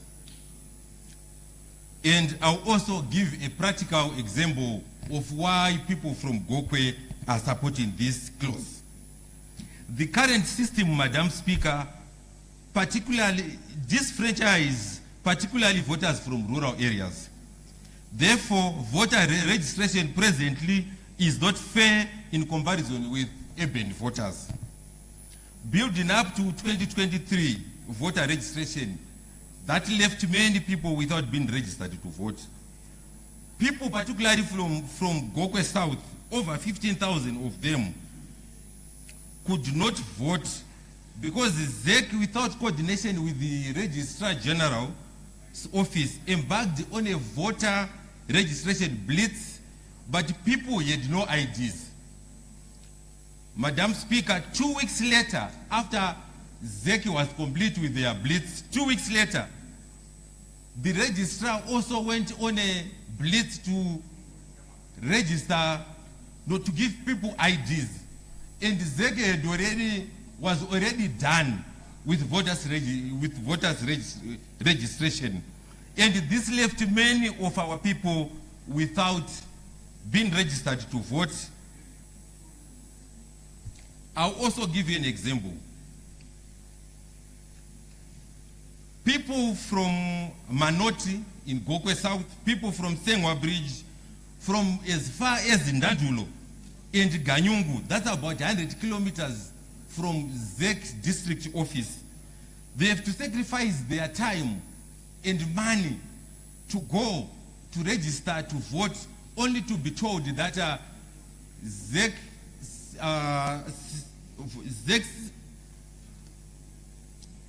network is offline. And those people will take another 2 days to go back, Madam Speaker, without registering to vote. It is against this background that people from Gokwe South are supporting the clause.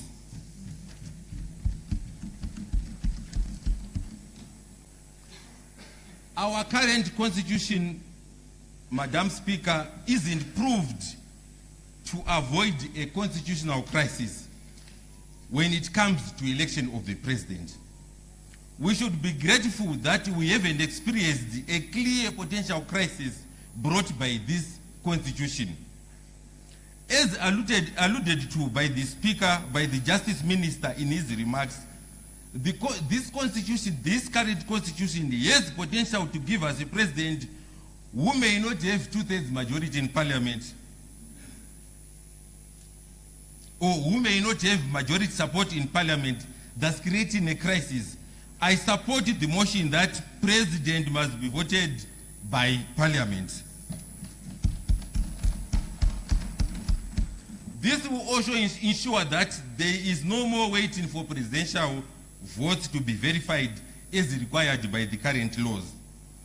Presidential elections, Madam Speaker, are a logistical nightmare. Those with rural constituencies, I want you to think about the furthest polling station in your constituency. That polling station which is hard to reach. A presidential vote will come from that polling station, then transferred to ward collation center, where a councillor will be declared a winner. I know most of our members here, their constituencies are actually smaller than the wards in the rural areas that are small.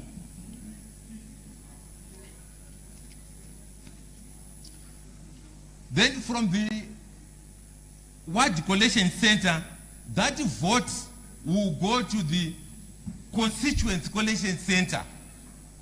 Then from there to the district, then from there to the province.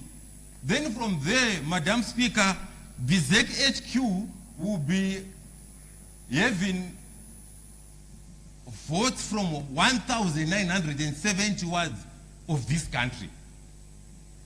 And the nightmare where that vote will wait until all 64 admin districts have been verified and announced. I think against this background, people from Gokwe, we say Parliament must vote for the president.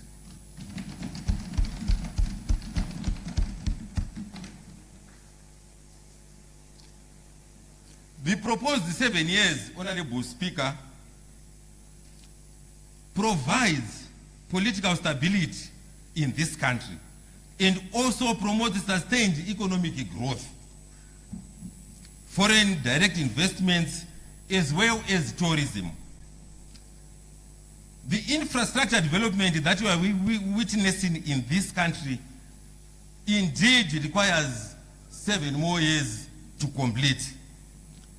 This allows our government to implement long-term policy strategies and foster public trust, enabling social and human capital progress. Madam Speaker, allow me to sit down, and as I said earlier, people from Gokwe South, they are in support of this amendment bill.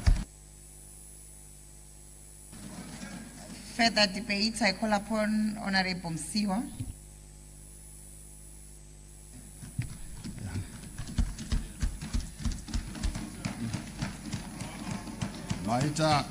maita basa mubati wechigaro ndokutipawo mukana uno wokuti nditaurewo pamusoro pehurukuro yatiinayo yatakapuhwa nevanoremekedzwa minista vedu vaZiyambe. Ine ndakamiririra Mutoko East constituency inosanganisira nzvimbo dzinoti idzo Dombo rine Nhivi, Chije, Chibeta, Makora, Mushimbo, Chinyika, Chikara, Rukau, Nyamakosi, Kapondoro, Chisambiro, Chikukwa. Vese munzvimbo idzodzo vakandituma vakati izvoendai munotaura kuti tiri kutsigira zvizere, takanyura mari iri bhiri kuti izvo zvese zvirimo hapana chatinopokana nacho. Saka ndiri kuti semutungamiriri wekumutoko East constituency tinotsigira zvizere bhiri irori. Ndinoda kutaurawo zvakare kuti mamutoko macho ndine chimwe chigaro chandinacho chokuona mutoko yese nemaconstituencies matatu. Chigaro changu chakafanana icho, handichachitaura sechaZiki na Honorable Mdunga Hama. Semutoko tiri kuti izvo tiri kutsigira CAB3 zvakasimba pasina kupokana.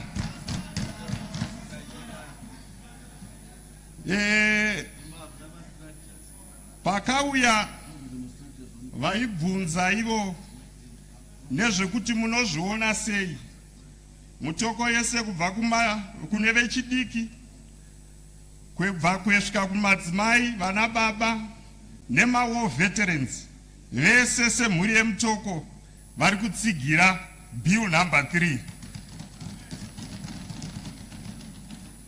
Mubati wechigaro tinoona kuti mutungamiriri wedu wehurumende, mutungamiriri wedu wenyika, baba vedu vaMunangagwa vane muono wavainawo wavanotiwo vakasvika pa2030 izvi zvinogona kunge zvazadziswa semuenzaniso pavanotiwo village rimwe nerimwe richafanira kunge riine chibhorani charo.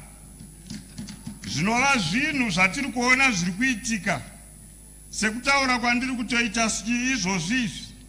Chibhorani chiri kwaKapondoro chiri kutochera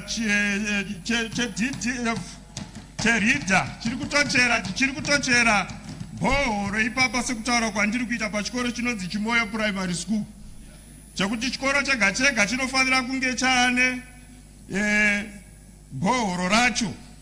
Saka nekudaro izvozvo nomuono waPresident iwoyo ndo watiri kutsigira kuti ngavarambe vakadaro. mutungamiriri wenyika zvakare ane muono wemagetsi kuti tinofanira kusvika patinenge taakukwanisa kutengesera dzimwewo nyika magetsi. Saka nekudare nemuono wavainawo ndo watiri kutsigira kuti vasvike 2030 nokuti vazadzikisa muono wavo wavanenge vainawo. Mubati wechigaro, ndinoda kuenda panyaya yekutiyo temu isvike iyo pa 7 years. Pa 7 years apo panopa mukana weari kutungamirira nyika, kansela, kunyangwe isusu vari muimba ino, mukana wokuti izvo unoronga zvinhu zvako kuti zvingochikwanisa kuzvipedza. Ndinoda kutaura ndichiti ndakapinda mu9th parliament ndikakwanisa kumisikidza makirinika ari panzvimbo ari pachiero chakasiyana siyana anokwana kuita manomwe. Imwe chete yacho ipapa yakatovhurwa, imwe yacho yakuda kuvhurwa, imwe yacho zvakare yatova padhuze kuti inge ichivhurwa. Hazvigone kuti ugone kuvaka makirinika aya mu5 years, asi zvinoda nguva yakareba zvichienderana nemari yatinopuhwa kuno kuti inenge isingakwanise kupedza makirinika aya panguva pfupi. Saka zvinotipa mukana wekugona kuronga kuti izvo maprojects atinenge tichiita sema-MPs agone kupera, uye kuti zvatinenge tichiisa kune vanhu pa 7 years unogona kuzvironga. Saka tiri kutsigira nevanhu vemhuri yekwamutoko kuti aiwa, ngati 7 years dzakanaka kwatiri, tinoda kudzitsigira zvakanyanya. Mubati wechigaro,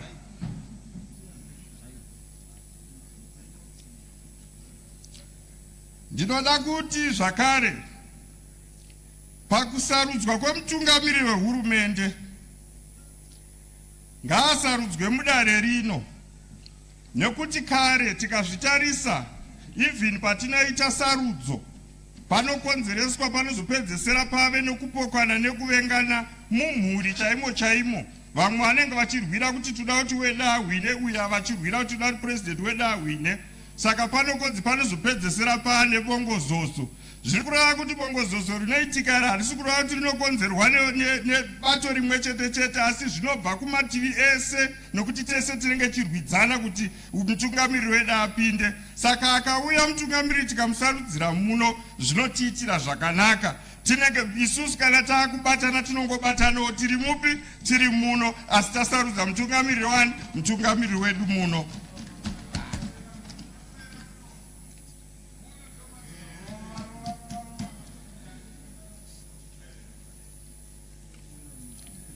Tinoda kutenda mutungamiriri wehurumende, tichida kutenda honorable vedu, minister vedu nemuono wavainawo. Tinotsigira zvakanyanya bhiri irori, tiri kumashure kwaro, tiri kuti ngariende mberi, ngaripfuurire, rienderere mberi. Mhuri yemutoko iri kuritsigira. Ndinotenda mutungamiriri. Further debate, I call upon Honorable Muringazwa.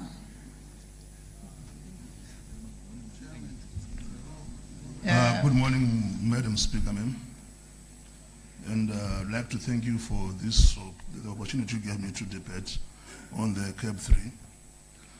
Now, before I go further with my debate... Point of order, Madam Speaker. Order. What's your point of order? According to our ratio, Honorable Speaker, it's supposed to be 2 that side, 1 that side, this side. So if now we are now having 3rd person debating from that side, while no one has been allowed to debate from this side. Well noted. I'm just following the list. I'll rectify. Honorable Muringazwa, you may proceed. I'll correct it. Thank you, ma'am. Now, at this particular stage of this debate, Madam Speaker, I would like to point out that this debate has been going on for quite a while, and it has been debated almost exhaustively. and professionally, especially, and I would say very fantastic views have come from honorable members, especially honorable members of this side of the house. And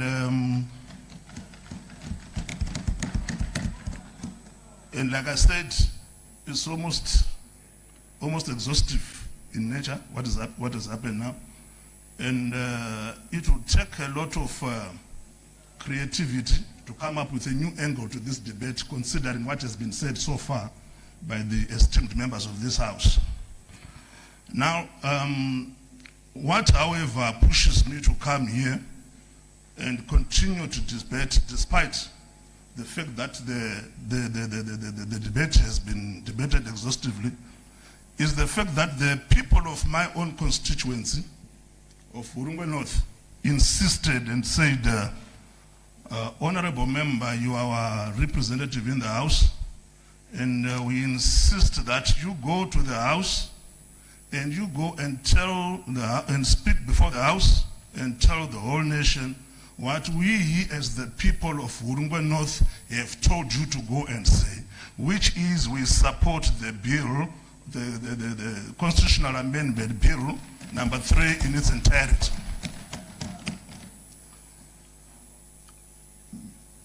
Before I proceed with my debate, Madam Speaker, we ought to note certain fundamentals as far as our nation of Zimbabwe is concerned. First of all, Zimbabwe is a third world country, or what we call a developing nation. 2, Zimbabwe's economy is at a stage that we call the stage of recovery. It is recovering. Now, I will draw parallels before I go further. It's recovering from a depression that was caused by sanctions that were imposed upon us in the year of 2000 to 2002, somewhere thereabout. So as I go further, I will draw parallels. Point of order, Madam Speaker. Order. What's your point of order, Honorable James? Madam Speaker, we've heard the sanctions bit for quite a while now. It's sometimes used as a convenient excuse, and sometimes it's used as a progressive manner that we don't need sanctions, we can rely on local investment. If the sanctions were put on the government and only the government can get them lifted. Honorable James, may you allow Honorable Muringa Zuva to debate? Madam Speaker. Yes, our Government Chief.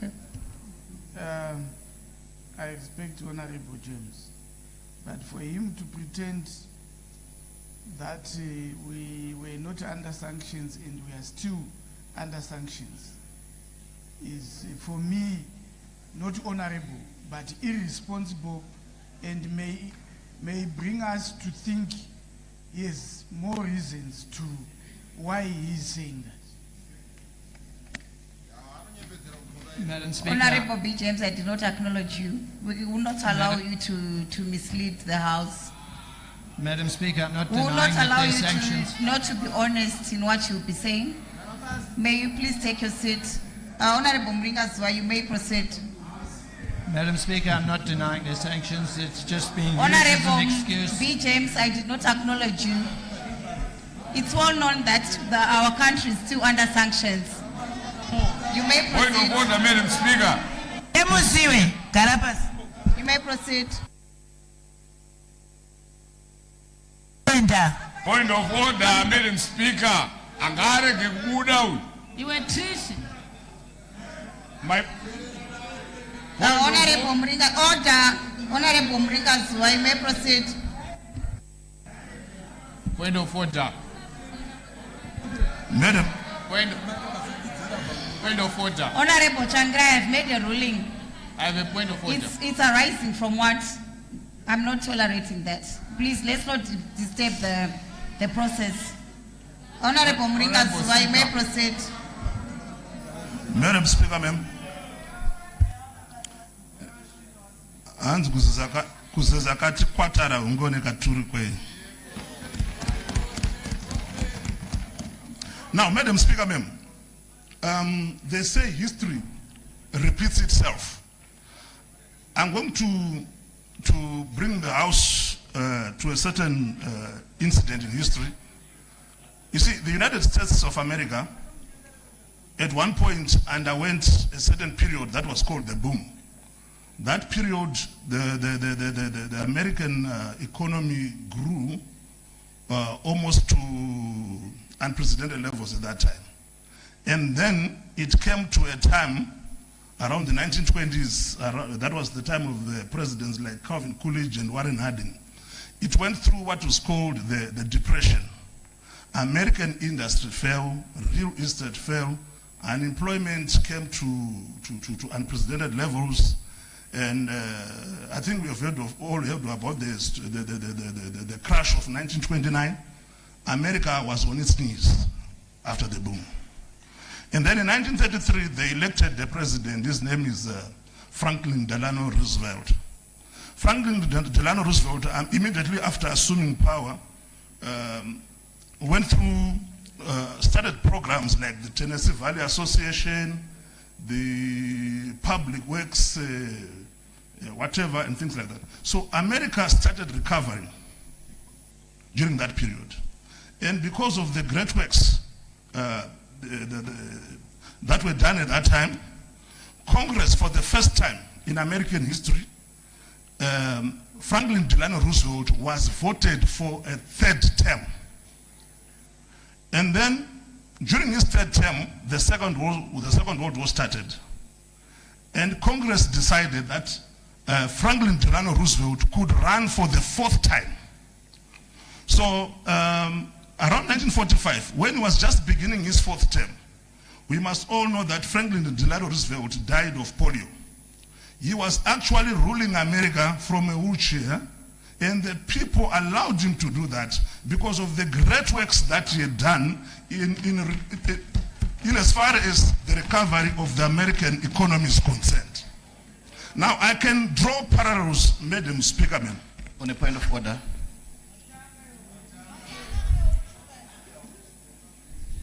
Order. What's a point of order, Honorable Ngatsuri? Madam Speaker, ma'am, I think it is a miscarriage of justice to use an example of the former President Roosevelt, who came through to power in 1933 to 1945. He was elected then because this was law in the United States before they had passed the 22nd Amendment, which was ratified in 1951. So it's tired intellectualism to pretend and to mislead the House. The Speaker is misleading the House. I do have the history, and we know it. Order, Honorable Ngatsuri. When you have a chance to debate, you can come up with your facts. We are being misled. May you allow Honorable Muringazuwa to finish his debate? Because when you do your research, you put your facts together. So may you allow him to finish his debate? We are well aware of the history, as the Honorable Member alludes, Madam Speaker, ma'am. But we are drawing parallels. We never said our constitution with the Constitution of America is the same. No, we didn't say that. What we are saying here is the bottom line is the same. A great leader who takes a country out of, through a recovery deserves more time. This is the basic tenet of this whole argument.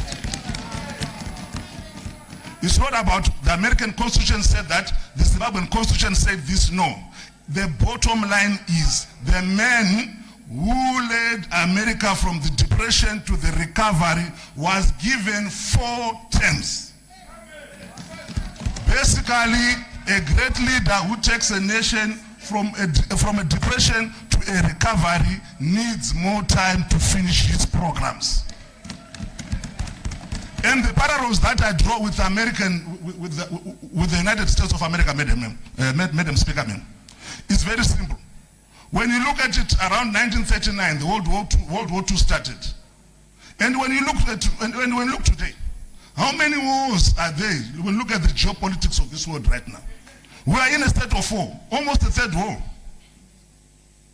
So the parallels, we can draw parallels from the American experience to the Zimbabwean experience, madam. Now, When His Excellency Dr. Idi Mnangagwa came into office in 2018, we all saw phenomenal growth of our economy. I mean, anybody can tell you, our GDP has quadrupled. Our, what do you call this, our economic growth is at 6% against a global average of 2.9. We are now producing 100% of our basic needs. Cooking oil, rice, you name it. We no longer import anything. Before 2018, the most fashionable thing to smuggle in Zimbabwe, the most profitable was cooking oil. Today, if you bring cooking oil in Zimbabwe, you are not going to find a single buyer who can buy your cooking oil. We are producing, you don't see any delight. The delight you see in Zimbabwe now is written made in Zimbabwe. Actually, smuggling of cooking oil is happening from Zimbabwe to Zambia. Our companies that were non-existent at that time, like for example, the Sunny Ifing factory here in Norton is producing double the amount of tiles that SADC can consume. But before 2018, we were importing tiles from South Africa.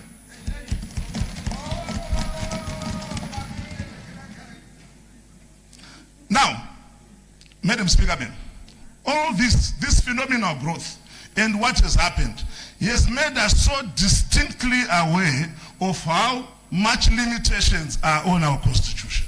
5 years are not enough for a recovering economy, for a developing nation to implement all its programs. Why am I saying so, Madam Speaker? The time we are living in a time of war. That's one. Firstly, you must understand, goods that normally take 3 months to reach Zimbabwe are now taking a year because of the blockades on the seas. Number two, madam, we are living at a time of global warming, and certain catastrophes are happening, natural catastrophes. We have such things like the El Nino-induced droughts that disturb an economy, and this cannot be controlled. We have this new, in 2023 to 2024, we had a very debilitating drought. That took almost $5 billion from our economy. And imagine what $5 billion would have done for our people in Zimbabwe. We could have built 10 highways like that one from Bedbridge to Harare. And all these natural phenomena are causing a stagnation of our development. And when we continue, we see that there is an emergence of new pandemics. We have COVID-19, took 2 years of our time. We have now this new, and this new disease continue to come. This is the modern world. People are now fragile. Many viruses are emerging. We have heard recently of the Hunter virus, the Ebola virus, etc. So, in 5 years, the possibility of a disturbance to any trajectory is very high. We cannot assume that when a president or a member of parliament or a councillor comes into office, he's going to smooth sail through the 5 years. No. 5 years is just not enough. And I can give you examples, Madam Speaker.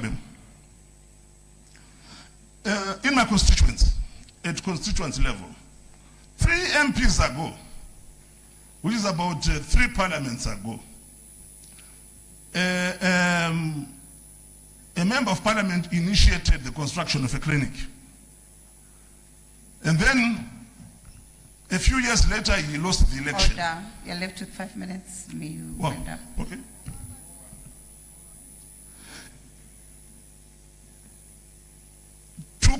2 parliaments later, a parliament later, another term later, another MP came, and another MP came. And when I came as member of parliament, madam, I found that building at window level.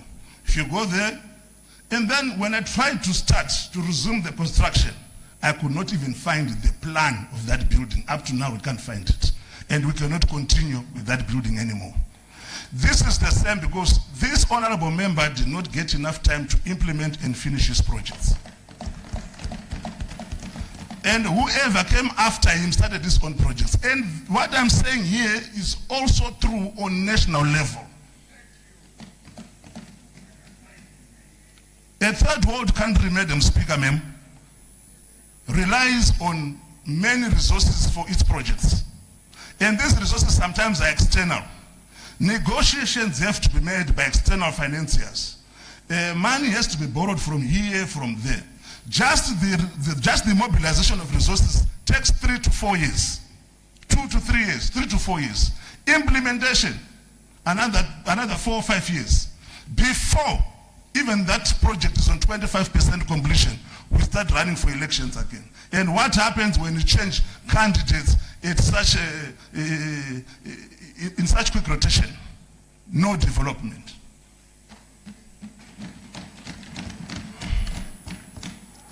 One of the most, I would like to debunk this. There's been some quotations from pseudo politicians or economists who claim that the quick turnaround of elections brings development, Madam Speaker. You see, the most developed nation, the highest developing nation in the world right now is China. And the president of China, Mr. Comrade Xi Jinping, he has been in office since 2012. And yet, his country is #1, even ahead of the United States of America.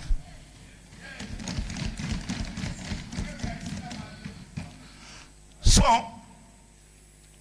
I would have wanted to debate on other issues here, Madam Speaker, but since my time is gone, I would say... Point of order, Madam Speaker, ma'am. What's your point of order, Honorable Matangira? Madam, when a member is debating constructively like this, I seek extension of his time. Thank you. I reject. I second. Who seconds? I object. I second. I object. I object. Who object? Is there an objection? Yes. I object. I object.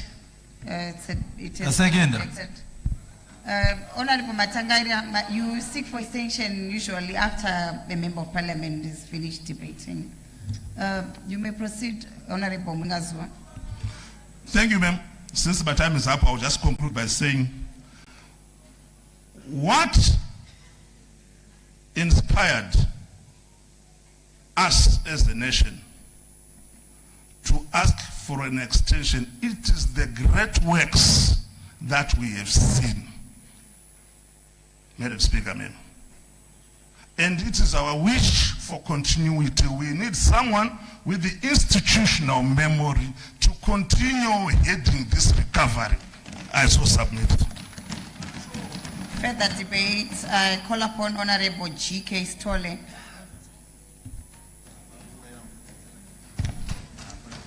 Thank you so much, Madam Speaker, for the opportunity for me to debate and air the views of the people that I represent, the good people of Chitungwiza North constituency.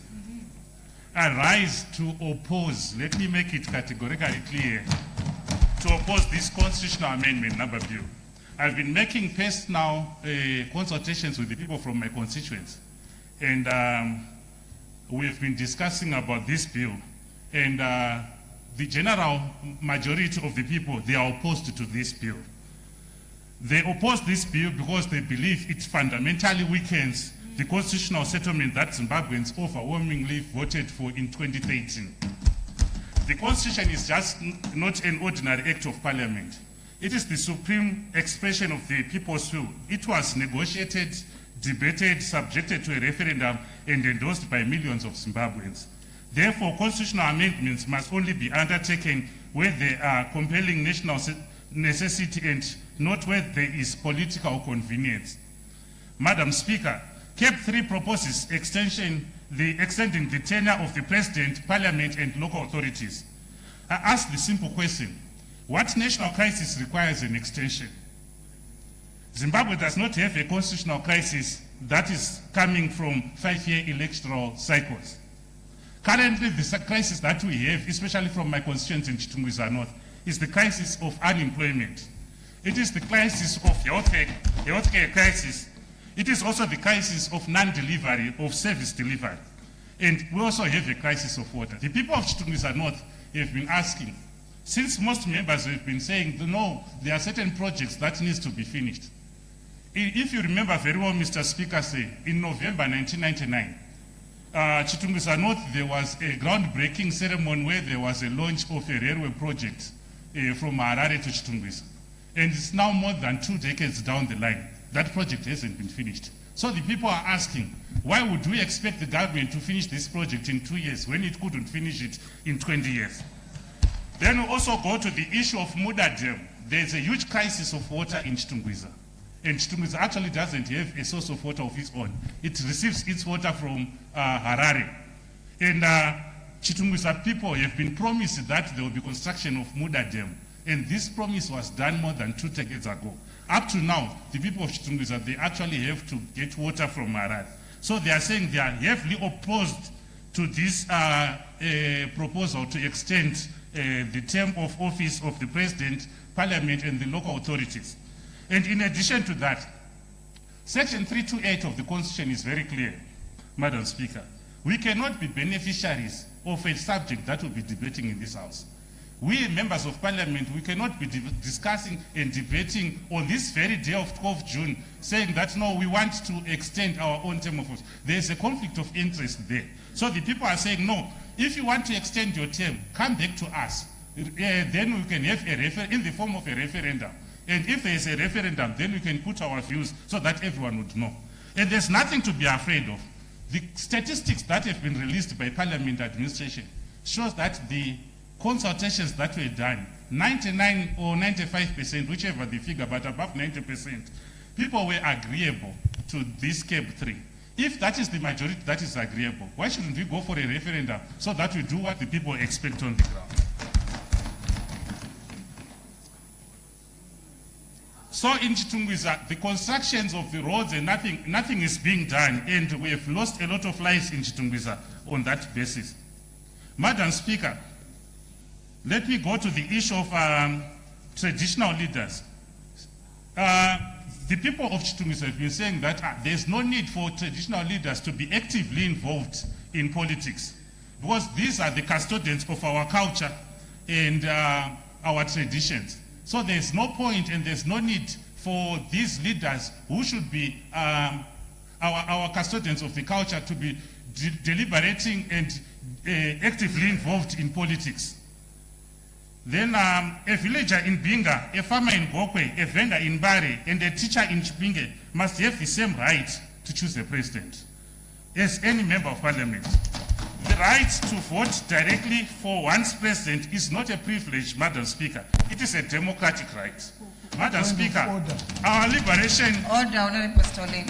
What's your point of order? The Honorable Member is debating, but this Constitution doesn't seek to deny people to vote. Or if they want to vote for the President, they can be members of Parliament. Then they will come and vote for the President. So if they want to be included in the voting for the President, the simple issue is coming to Parliament as MPs. Honorable Stolle may be guided and stick to the presentation that was presented by the Honorable Minister. May you proceed? Thank you, Madam Speaker, ma'am. During the liberation struggle, Jason Yapapa Moyo, senior leader in the liberation struggle, he fought for what was called and what is still called universal suffrage, which means every Zimbabwean citizen has a right to vote for a councillor, for an MP, and for a president. By saying that Parliament will vote for a president without the participation of every Zimbabwean, we are taking away that right from every Zimbabwean citizen. Even if you look at the liberation struggle, there was Nikita Kambarani Mangena. He actually was a respected military commander. He actually fought for one man, one vote. Even if you look at the first chairperson of ZANU-PF, Herbert Chitebo, he actually fought for one man, one vote. So the issue of one man, one vote cannot be substituted by Parliament debating. Honorable Stolle. Madam Speaker, I think when we are debating, let's not conflict and get confused. When we got our independence, we got the right for everyone to vote on an equal basis. And we never had a direct presidential election until 1990. So this attempt to grandstand and link the liberation struggle to an event that happened in 1990 is very mischievous, and he must withdraw that. Order. Honorable Stole, may you withdraw your statement? Okay, I withdraw my statement. Okay. Then there's this issue that has been said by colleagues from the other side when they were saying if we delay elections, it helps to cut costs. In everything that we do a cost-benefit analysis. The cost of postponing elections doesn't exceed the cost of people being in public offices, spending more time without accountability. The cost of, if you look at Zimbabwean statistics in terms of illicit financial flows, in terms of corruption, Zimbabwe is losing so much. It's because we are having maybe more than 5 years without election. It means public officers will spend more time without facing accountability. And let me move on to the other issue of having 10 more senators, Madam Speaker. Currently, Parliament as it is currently constituted, we have more than 210 constituencies. We are already bloated, Madam Speaker. In my opinion, we should actually reduce the constituencies from 210 to 110, so that we do not put a burden on the taxpayers' money.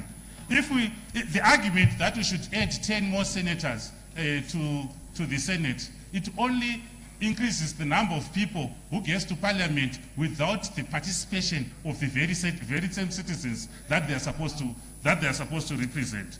And in addition, the argument that those senators will be technical persons who will be able to assist the president in appointing the cabinet, that might not work because we already have qualified people and experience in this house.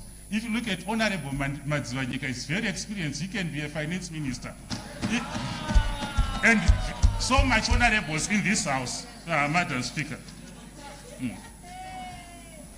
So, getting back to the point of traditional leaders, the Constitution deliberately insulated traditional leaders from partisan politics because the nation recognized the danger of mixing traditional authority with party politics.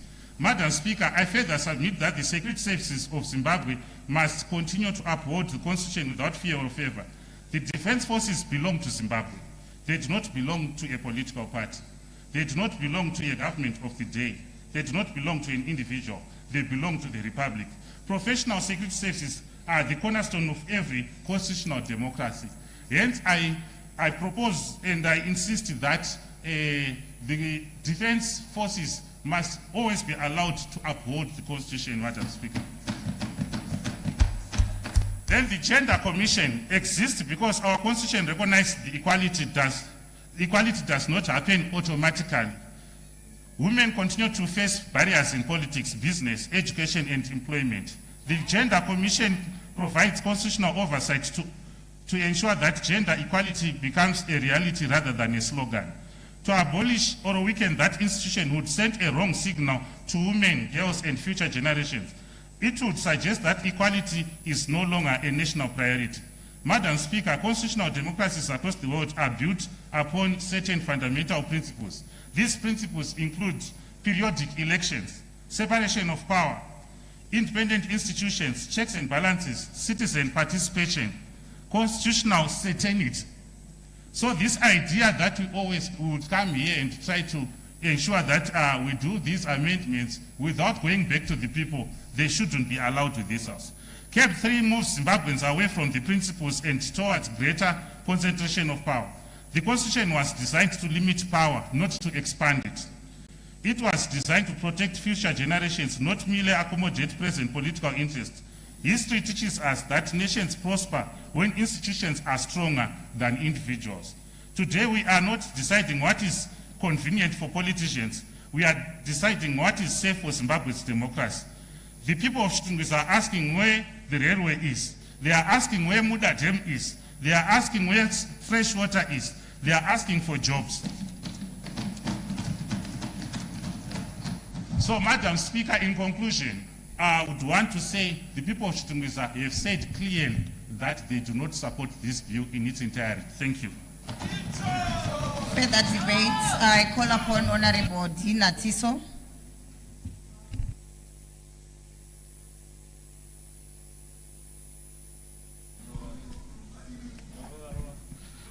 Maita basa mbatu wechigaro. Ini ndakamira pano ndinobva ku Bikita West constituency, Masvingo province. Ndatumwa nevanhu voku Bikita West kuti endai munotsigira bhiri CAB3. Ndikuda kutanga nokutsigira nyaya yekwaregistrar. Nyaya yekwaregistrar yokuti ibve kusek inde kwa registrar. Inyaya yakanaka zvikuru. Vanhu vokubhikita vari kuti paregistrar ndo kunotorwa zvitupa, ndo kunonyorwa vanozvarwa, ndo kunozikanwa kuti kana munhu ane 18 years akukwanisa kuvhota, makore ake anokwana rini, uye kana akwana zvinoita automatically kuti aiswe ku vote register. Saka vanhu vokubhikita vari kuti Bikita West vari kuti registrar ngaabate zvese. Takaona muna 2023 vanhu vanga vakarejistwa vanga vakwanisa kutotarisa mazita avo zviri nyore kana pamafoni vasingachaindi kuneta queue. Saka vokwarejistra vanokwanisa ngotora vanhu vose vane 18 years vachiziva kuti vana kufa vapenyu vachivaisa kuregista rokuvhota. Tobvapo toenda panyaya yekuwedzerwa kwemakore maviri kwa president nema-MP avo nemakansela. Zvinhu zvakanaka chose kuti ma-MP, makansela na-president vaenderere mberi kwemakore maviri kuti maprojects aripo apere. Nokuti baba Mnangagwa mashandiro avari kuita tinoda kumatenda zvikuru. Tinoona vamwe vari kushoora havo kuti hapana zviri kuitwa. Pane mumwe mumiririri wedare reparamendi akambotaura akati mubhaibheri munotovawo kudenga uku kune vanopikisa. Nyangwe vamwe vanopikisa vaya mukatarisa mubhaibheri imomo zvakare, musi wakaroverwa Jesu wanga tangobva kusvinudza bofu. Bofu iroro ndo rakataura kuti chipikiri icho hachina kupinda kuna Jesu. Saka tinoti vanhu ngavave nemuono wokuona development iri kuitwa, uye kuti development haiitwi kwezuva rimwe. Tobvapo toenda panyaya yamadzimambo. Tiri panyaya yamadzimambo, madzimambo agara ndivo even munguva yehondo ndivo vaitungamira hondo. Zvese zvaiitika muhondo, even vana mukoma vachisvika munzvimbo vaiinda kumadzimambo. Madzimambo vovaudza zvokuita. Saka madzimambo agara angorimo mune zvematongerwo enyika. Uye madzimambo kutongovhota ikoko chete kunotaridza kuti munhu anenge atochuzawo munhu waanenge achida. Ndisikadi kuwanza mbambo pachitewe cheshindi mubati wechigaro ndinoti naiwo aringana. Further debate, I call upon Honorable Amoson.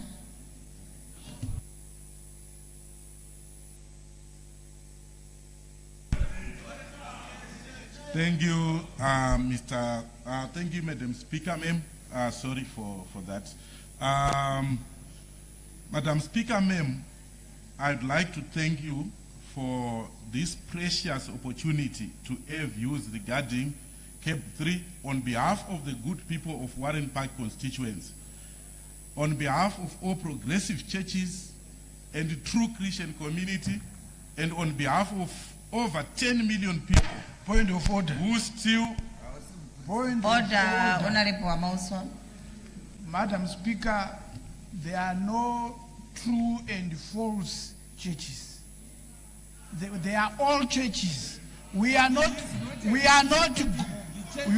a representative of churches. You are not a God who knows which one is true and false. Thank you. Honorable Amauswa, can you please withdraw? Madam Speaker, ma'am, can you please withdraw and rephrase? Yes, I withdraw that statement, even though the Bible gives us an instruction to test the spirits. And it also says there are true and false prophets, but for the sake of progress and for the sake... I asked you to withdraw and rephrase your statement, not for you to explain why you are withdrawing. I withdraw, Madam Speaker, ma'am. I will rephrase. I'm also representing all churches, all the Christian community. Point of order. Order. What's your point of order?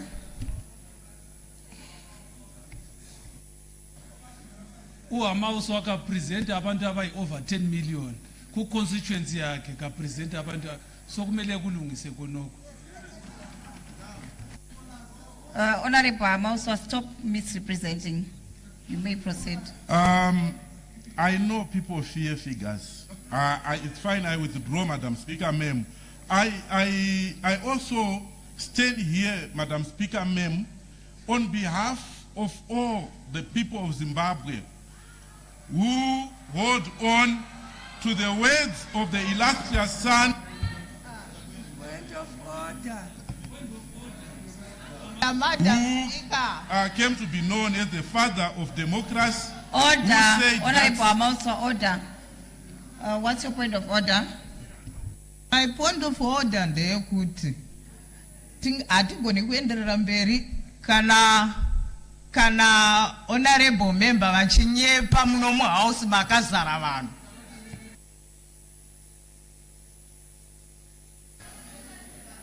Honorable Amauswa, may you be factual. Madam Speaker, ma'am, I did not even finish my statement. I said to all those in Zimbabwe who believe the words of one of the illustrious sons of this country, the former Prime Minister, Richard who said that one day Zimbabwe is going to be democratically free. And he actually vowed that he was going to soldier on until Zimbabwe is democratically free. Madam Speaker, ma'am, point of order.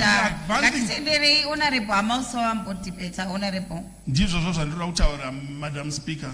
It's a chikaraipazi. My point of order from that side. Debate chikaraipazi, honorable. Amauswa, you may proceed. Debate chikaraipazi. Ndazvinzwa maita basa. Iko zvino zvimakadaro tofumuka. Madam Speaker, ma'am, I thank you and I stand guided by your wisdom. I was saying that I am representing the people, a section of the people of Zimbabwe who believe to the words of one of the illustrious sons of this country, the former Prime Minister Richard Tsvangirai, who vowed that one day Zimbabwe will be democratically free. In advancing this dream, I stand here to move that this bill be in advancing this dream, Madam Speaker, ma'am, I stand here to move that this bill be rejected in total. The movers of this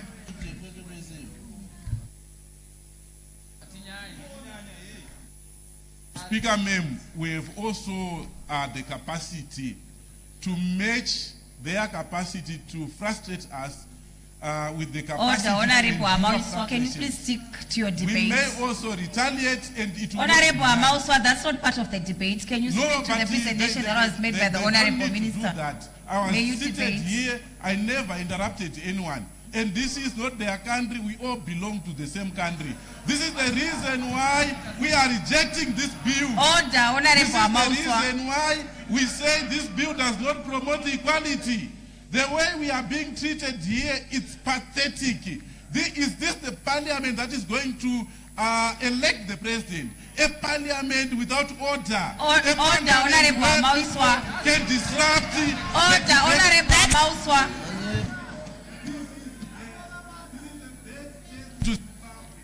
Honorable Mauswa, may you stick to your debate?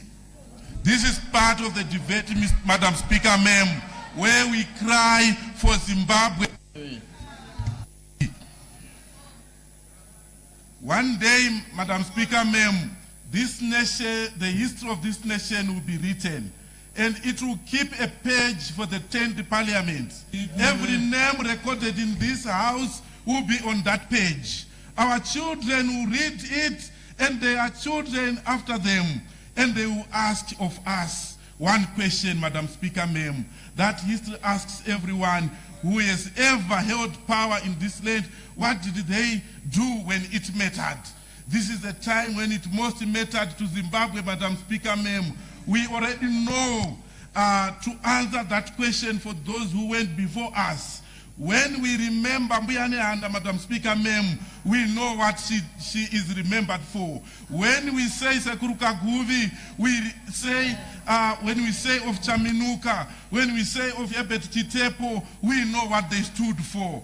Madam Speaker, ma'am, I stand where I stood to fight for democratic equality in this country. We all know how in 2017, generals like S.B. Moyo, Parents Shiri Mugova put their lives on line to restore legacy in this country. We remember the late Richard Morgan Tsvangirai as a general for the democratic struggle.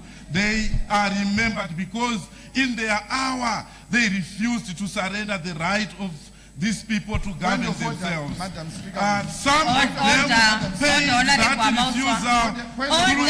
Honorable Mauswa, what's your point of order, Honorable Minister? Madam Speaker, I think we all know the history.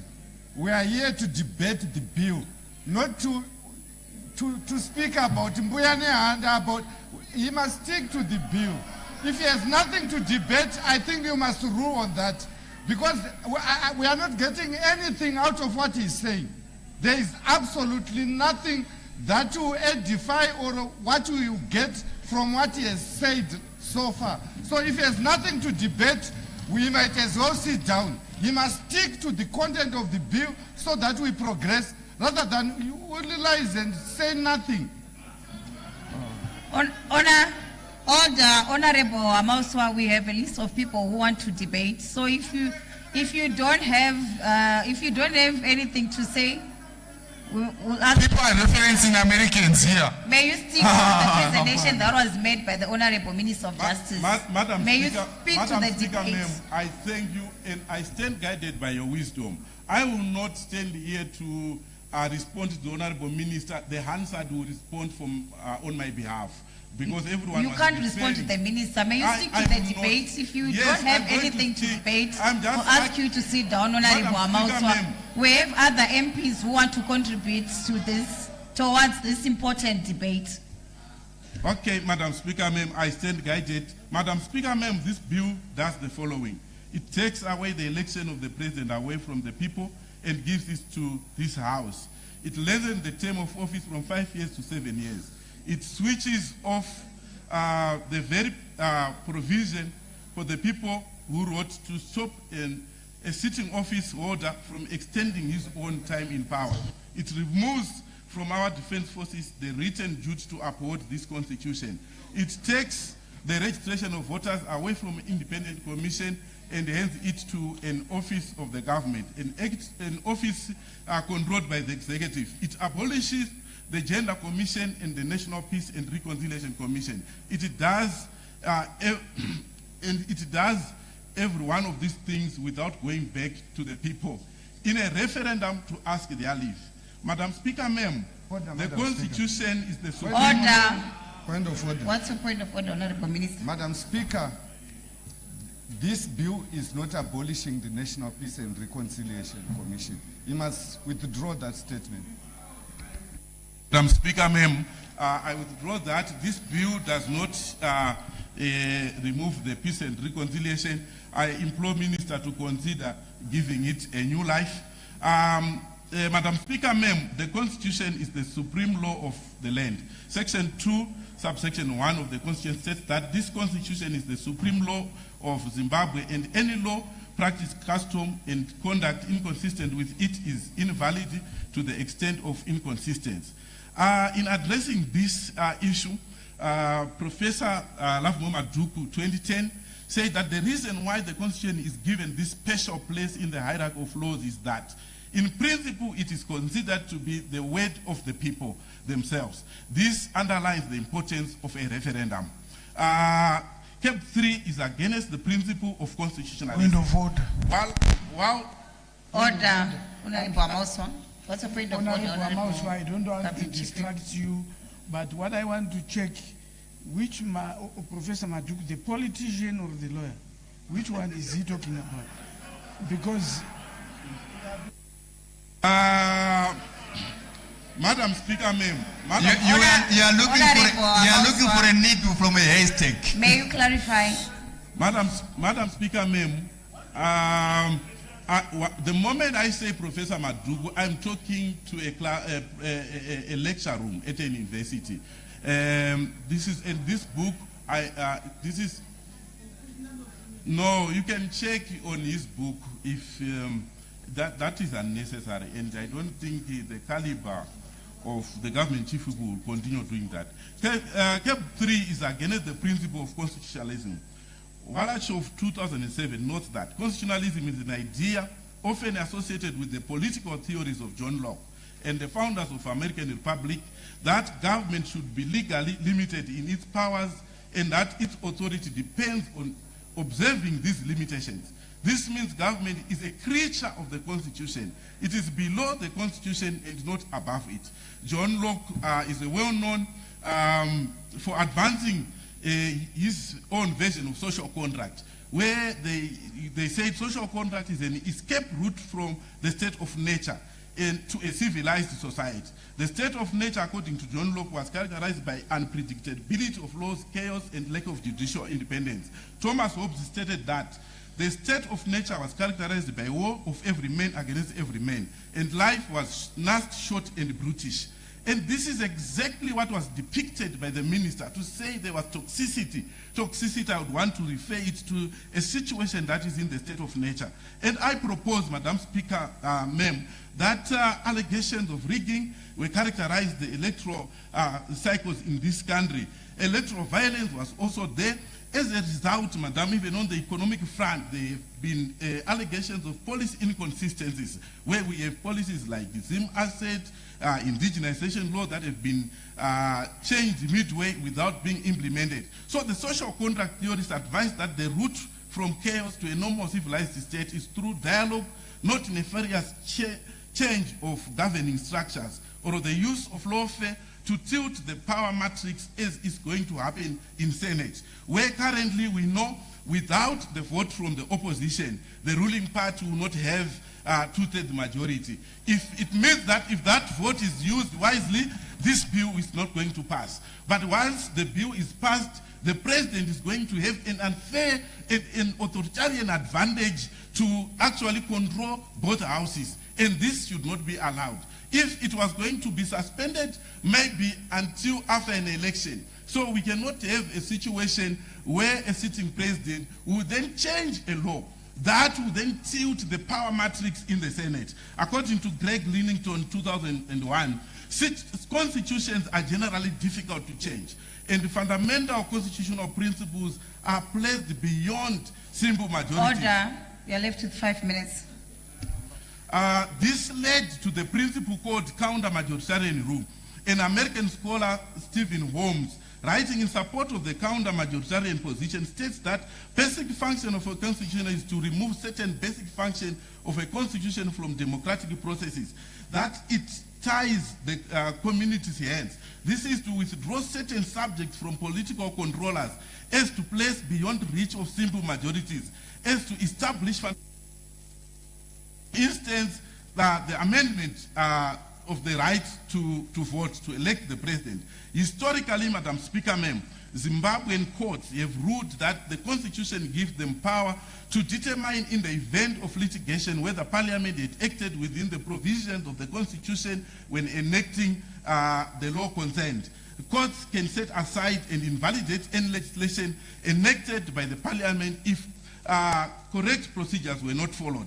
The Supreme Court explained this position in the case of Smith versus Mutasa. And another, this was in relation to the former Rhodesian Prime Minister Ian Smith, that in 1989 the parliament had suspended him without salary for making remarks that were considered as contempt of parliament. Dumbuchena CJ then said the constitution of Zimbabwe is the supreme law of the land.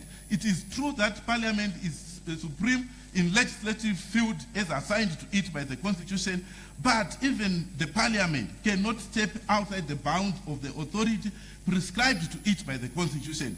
The learned Chief Justice, according to Lincoln, stated that Zimbabwe is a constitutional democracy. It is not a parliamentary democracy. In a constitutional democracy, both parliament and the executive are creatures of the constitution. Therefore, they can only do that, they can only do what they are prescribed to do by the constitution. Madam Speaker, ma'am, on the passionate plea for a referendum, I would like to encourage the Minister of Justice to consider the essential features doctrine. I would like to refer this House to the words of the then Chief Justice Gabe, who considered the application of essential features doctrine to Zimbabwe. Order. Oh, what's a point of order, Honorable Minister? Madam Speaker, the honorable member rightly pointed out that we are supposed to be guided by the Constitution. He must show me where in the Constitution we are supposed to go to the referendum. We don't need to be told what a scholar said. He must tell me what the Constitution says and what the bill is doing that is violating that provision. Thank you, Madam Speaker. Honorable Amoswa, don't create your own constitution. Okay. And your time is up. Further debates, Honorable Mananga. Point of order. Point of order. What's your point of order? Madam Speaker, ma'am. Ndichikumbira ka 5 minutes zekuti. No. Honorable Amauswa vakwanise kutsanangura zvabvunzwa na minister.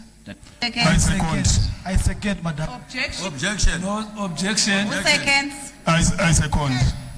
Is there an objection? Objection. Objection. It has been objected. Honorable Mananja, you may take the floor.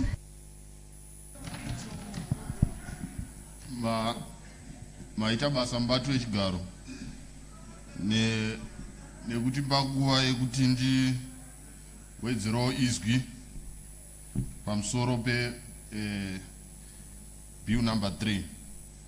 Ini zita rangu ndinzi kuda kwashe Mananzva, ndiri mumiririri weZimba East constituency inosanganisa pano pamakagara panapa. Neimwe nzira mese mashanya kuuya kumusha kwangu. Saka ndakatenderera muconstituency yeZimba East, uyezve tikaona vazhinji nevazhinji vaiunza written submission pano saMP wenzvimbo. Madam Speaker, constituency kwandobva vari kubvumirana CAB3. I have a point of order. The honorable member who is speaking came through a back door. Order, Honorable Amauswa, I did not acknowledge you. No. Madam, Honorable Amauswa, order. I'm not going to acknowledge him anymore because I had not acknowledged them. Honorable Amauswa, you're out of order. Honorable Mananja, you may proceed. Maita basa mbatu echigaro ndakamboita mufundisi kuchechi, saka pandaitaura vanhu vaimanifesta mukaona vari kutaura vari kutobuda mweya wakaipa. Madam Speaker, ndasumuka kuti ndiso mashoko angu mashoma ekutsinira. Madam Speaker, ndataura kuti ndakaonana nevanhu vakawanda muconstituency nevazhinji vakauya pano vachiisa written submissions. Vazhinji ndakavaona, ndakasangana nezvikwata zvakawanda. Ndichataura zvishoma shoma. Ndakasangana nemapostori akanditaurira kuti CAB3 ishepiriona iri kuenda mugungwa, saka CAB3 iri kuenda kunoita kuti nyika inake. Ndakasangana nevarwi vehondo vakarwira nyika ino, vakandiudza kuti mwana pakafomwa political party 1963 pane varume You cannot allow him to continue. I was disallowed to speak. Honorable Amauswa. Ndarambidzwa kutaura history muno. Honorable Amauswa, you are disturbing. Honorable Amauswa, you are disturbing the session. I'm going to ask you to leave the house. Honorable Amauswa, I'm going to ask you to leave the house if you continue to disturb the session. Honorable Mananja, you may proceed. Yeah, zvandambotaura zviya ndozviri kuitika. Pakafomwa nyaya yekutora nyika yedu. Point of order.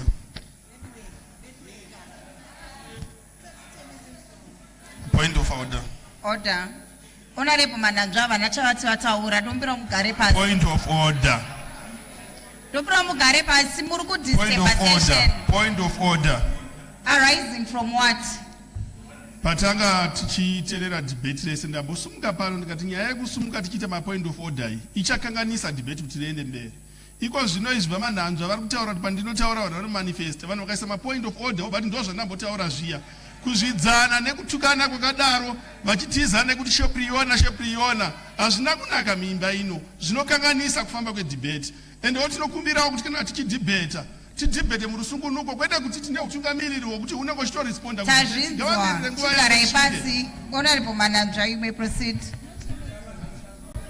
Mazvita, Madam Speaker. Ndandichitaura nyaya yekuti pavambwa nyaya yekusunungura nyika yedu pane mavara akanyorwa pabato randobva anoti Unity, Peace and Development. Aiva mavara echiprofita, kwaizikanwa kuti kune nguva yatichataura nyaya yedevelopment. Sei ndichitaura kudai, Madam Speaker, nyaya yema-amendments haina kutanga nhasi. Tina amendment number 7 yakaitwa paLongest House Constitution yakaitwa 1987. Amendment number 7 yakanga iri unity, yakazvara unity accord yaane zuva ratinoti Unity Day.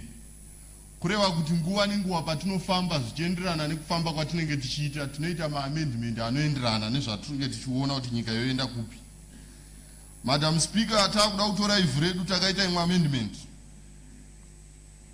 Amendment number 17 yakaita kuti tizonokwanisa kutora land yedu.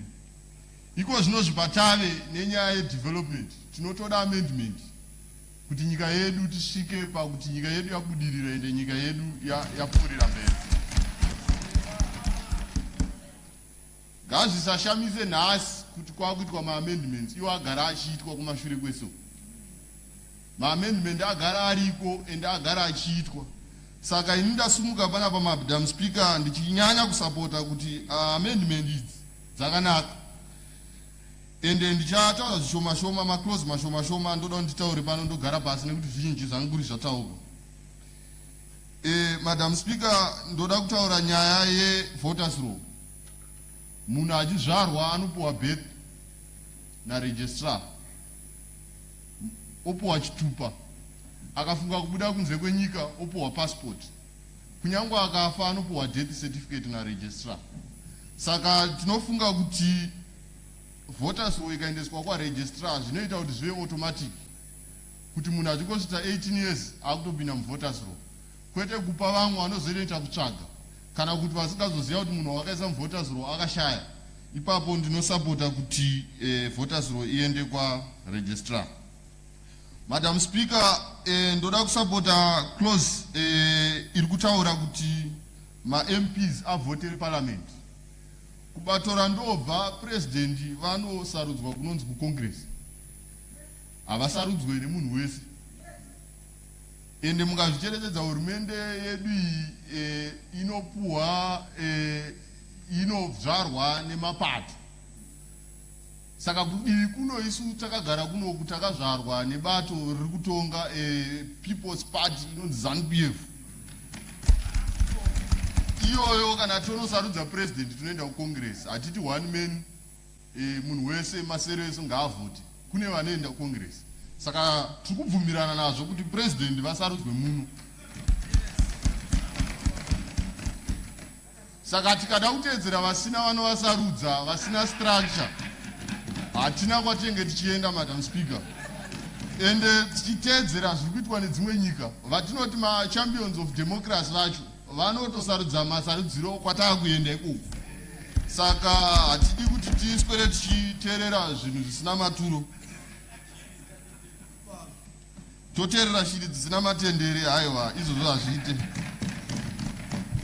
Point of order. Honorable, you have been disturbing the session. Order, I did not acknowledge you. May you sit down. Honorable Mananja, may you proceed. Madam Chair. Honorable Matswanyika, Madam stop Chair, disturbing Madam Chair, the session.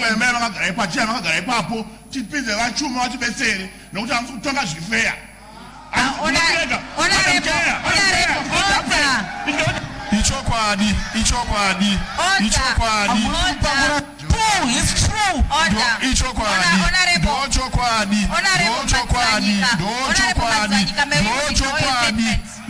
Kupakura kweja kusifi. Honorable Matswanyika, may you withdraw your statement. Order. Honorable Matswanyika, may you withdraw your statement. Honorable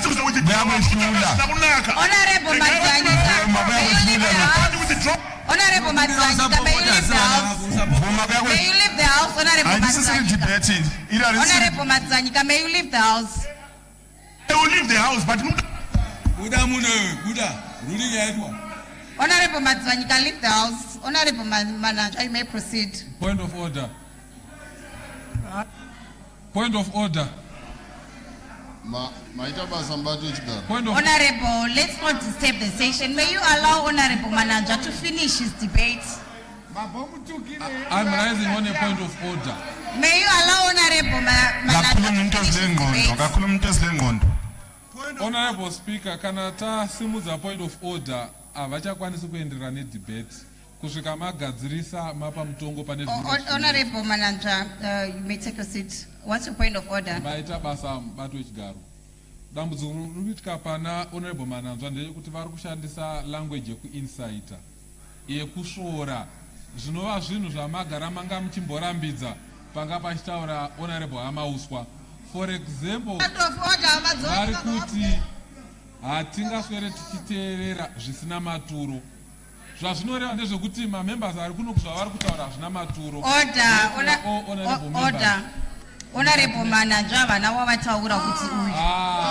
Madam Speaker, Manager, may you stick to your debate? Honorable Speaker, point of order. Bochangirai, you are not disturbing, and you have been doing that.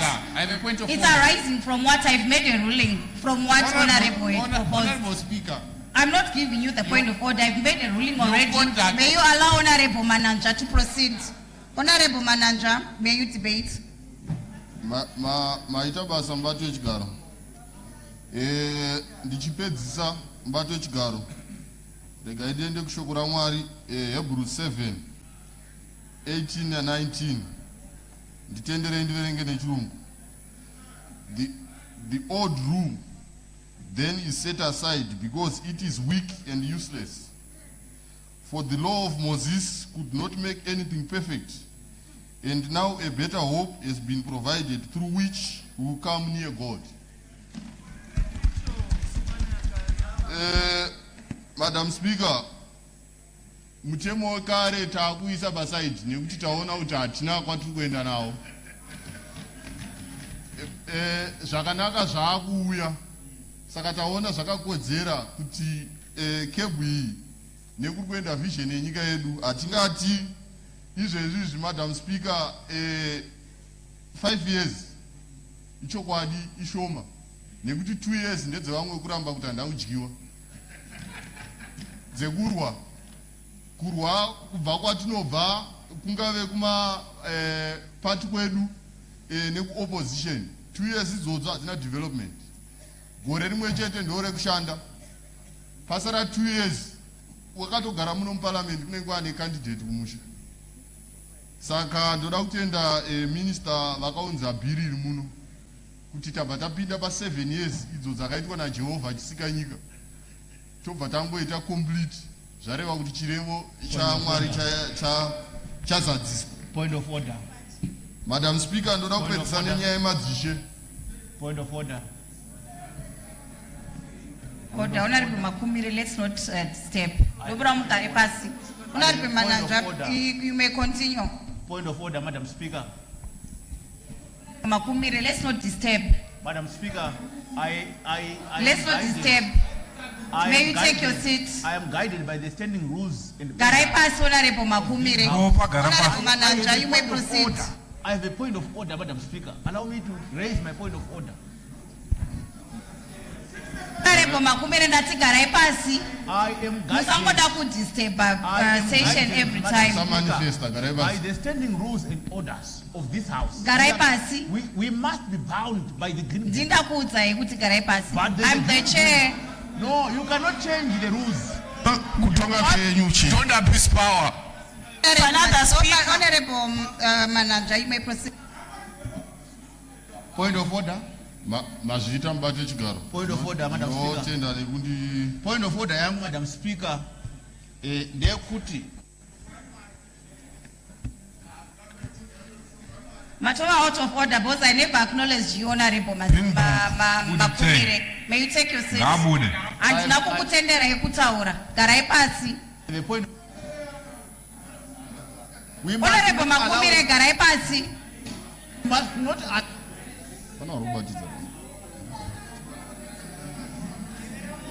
We must. Honorable Manager, you may proceed. In this house. Kamera inambo kutarisa kana ngoifuza ruita zvepa kamera hapana. He must withdraw. Honorable Makumire, garai pasi. Honorable Manager, you may proceed. Mazita mubati wechigaro. Ndakupedzisa ndichitaura close 21 yemadzishe. Panhorondo yenyika yedu. Ini kumusha kwandinobva ndiri mwana wamambo. Panhorondo yenyika yedu tinoziva kuti kuuya kwaita varungu muno ndibvumbamirewo Madam Speaker kuvanhu vari kumanifesta. Point of order. Point of order. Order. May you allow Honorable Manager to be heard in silence? Point of order. Musha uno unochengetedzwa negreen book. Ndiwo rimwe chete rinofanira kuti ndine point of order ndokumbira kunzwipa. Order, Honorable Manager. What's your point of order? Zvechokwadi munoda kuti tinyarare here tichiti tikataura.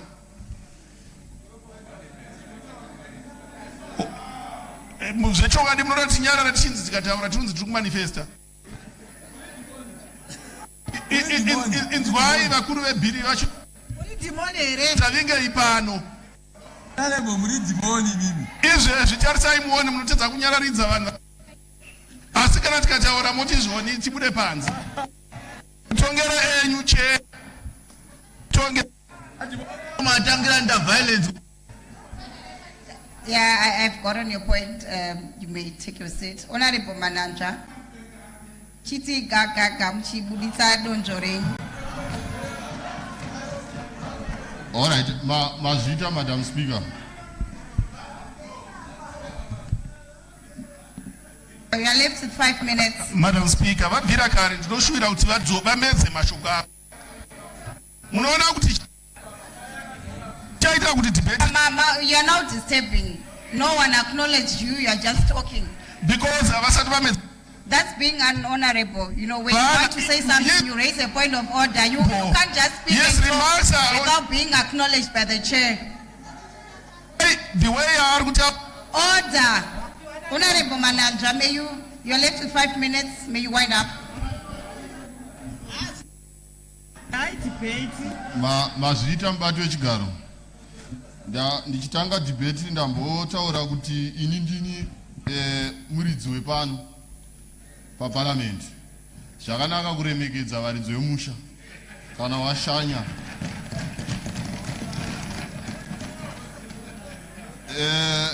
Madam Speaker, ndanga ndichitaura nyaya yemadzishe. Ini vasekuru vangu vamashonganyika vakachekwa musoro nevarungu kuenda kuLondon.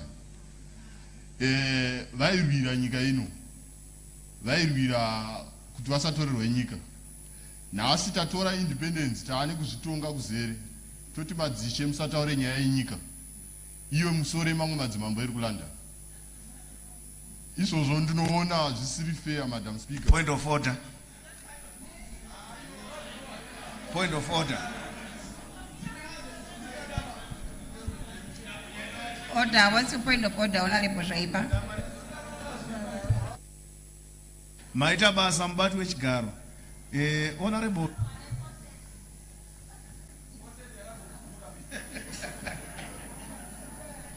Honorable member, vari kutaura nyaya yekuti ndo muridzi wepanapa. Asi nyaya ya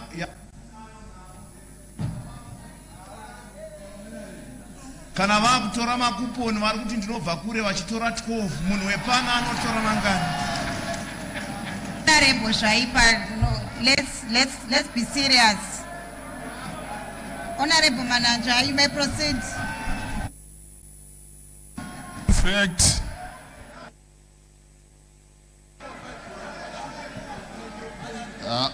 Maita basa, Honorable Fawcett.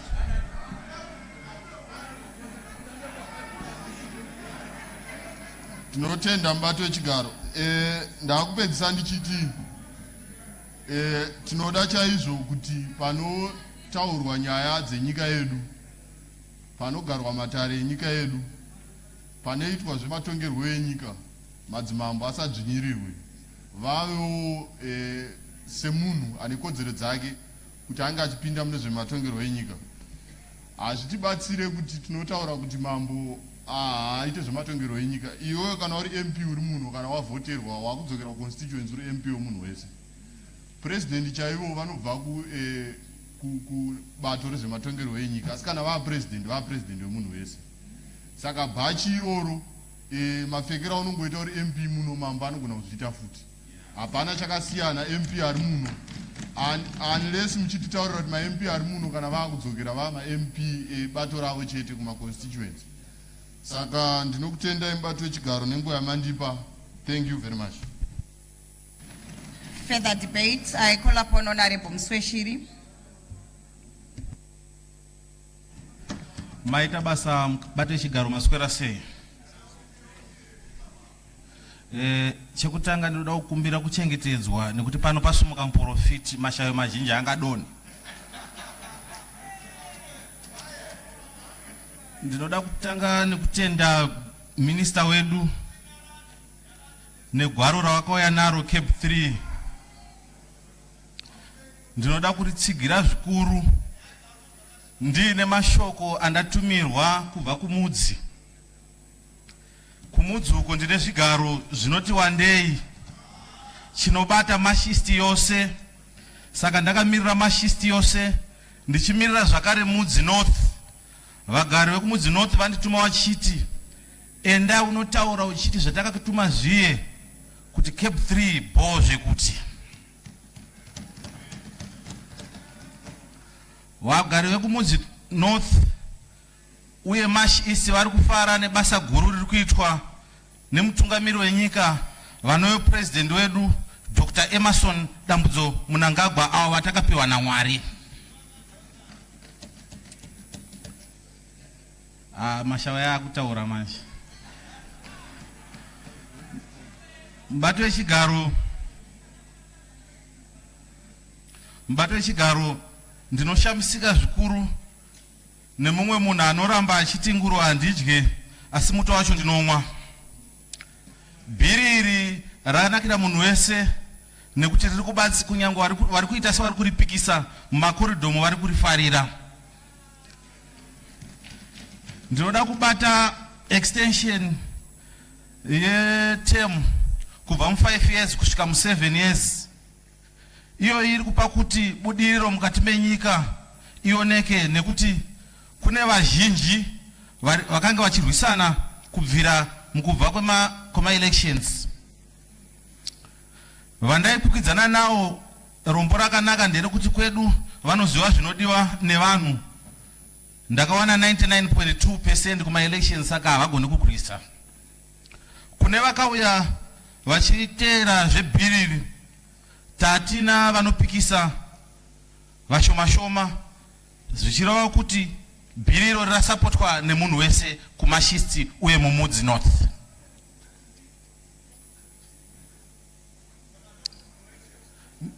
Ndinoda kutsigira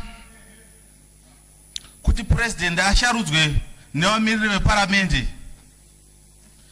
Isu takasharudzwa nevanhu vemaconstituents medu. Kumudzi north vakataura vachiti iwe ndiwe watakatuma kuti enda unotimiririra. Zvino tinotarisira kuti zvese zvauchanotaura ikoko ndo zvatinenge takutuma. Vane zvizhinji zvavakandituma maererano nemadevelopments anodiwa muconstituents. Zvibhorani nekugadzirwa kwemigwagwa vari kuratidza kufara nazvo. Ndosaka vari kusimbisa vachiti kunyangwe pakusharudzwa kwapresident takavimba newe uye tinomira newe, chienda unotaura uchiti tiri kusapota bhiri.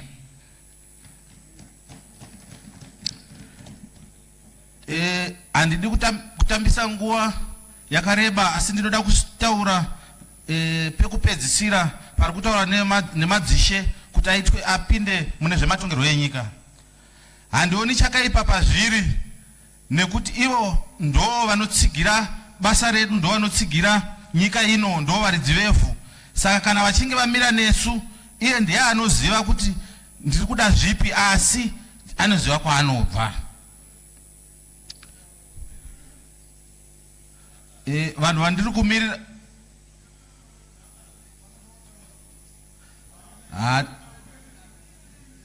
madhimoni aya akutaura zvino maita basa mubato wechigaro. Ndatenda.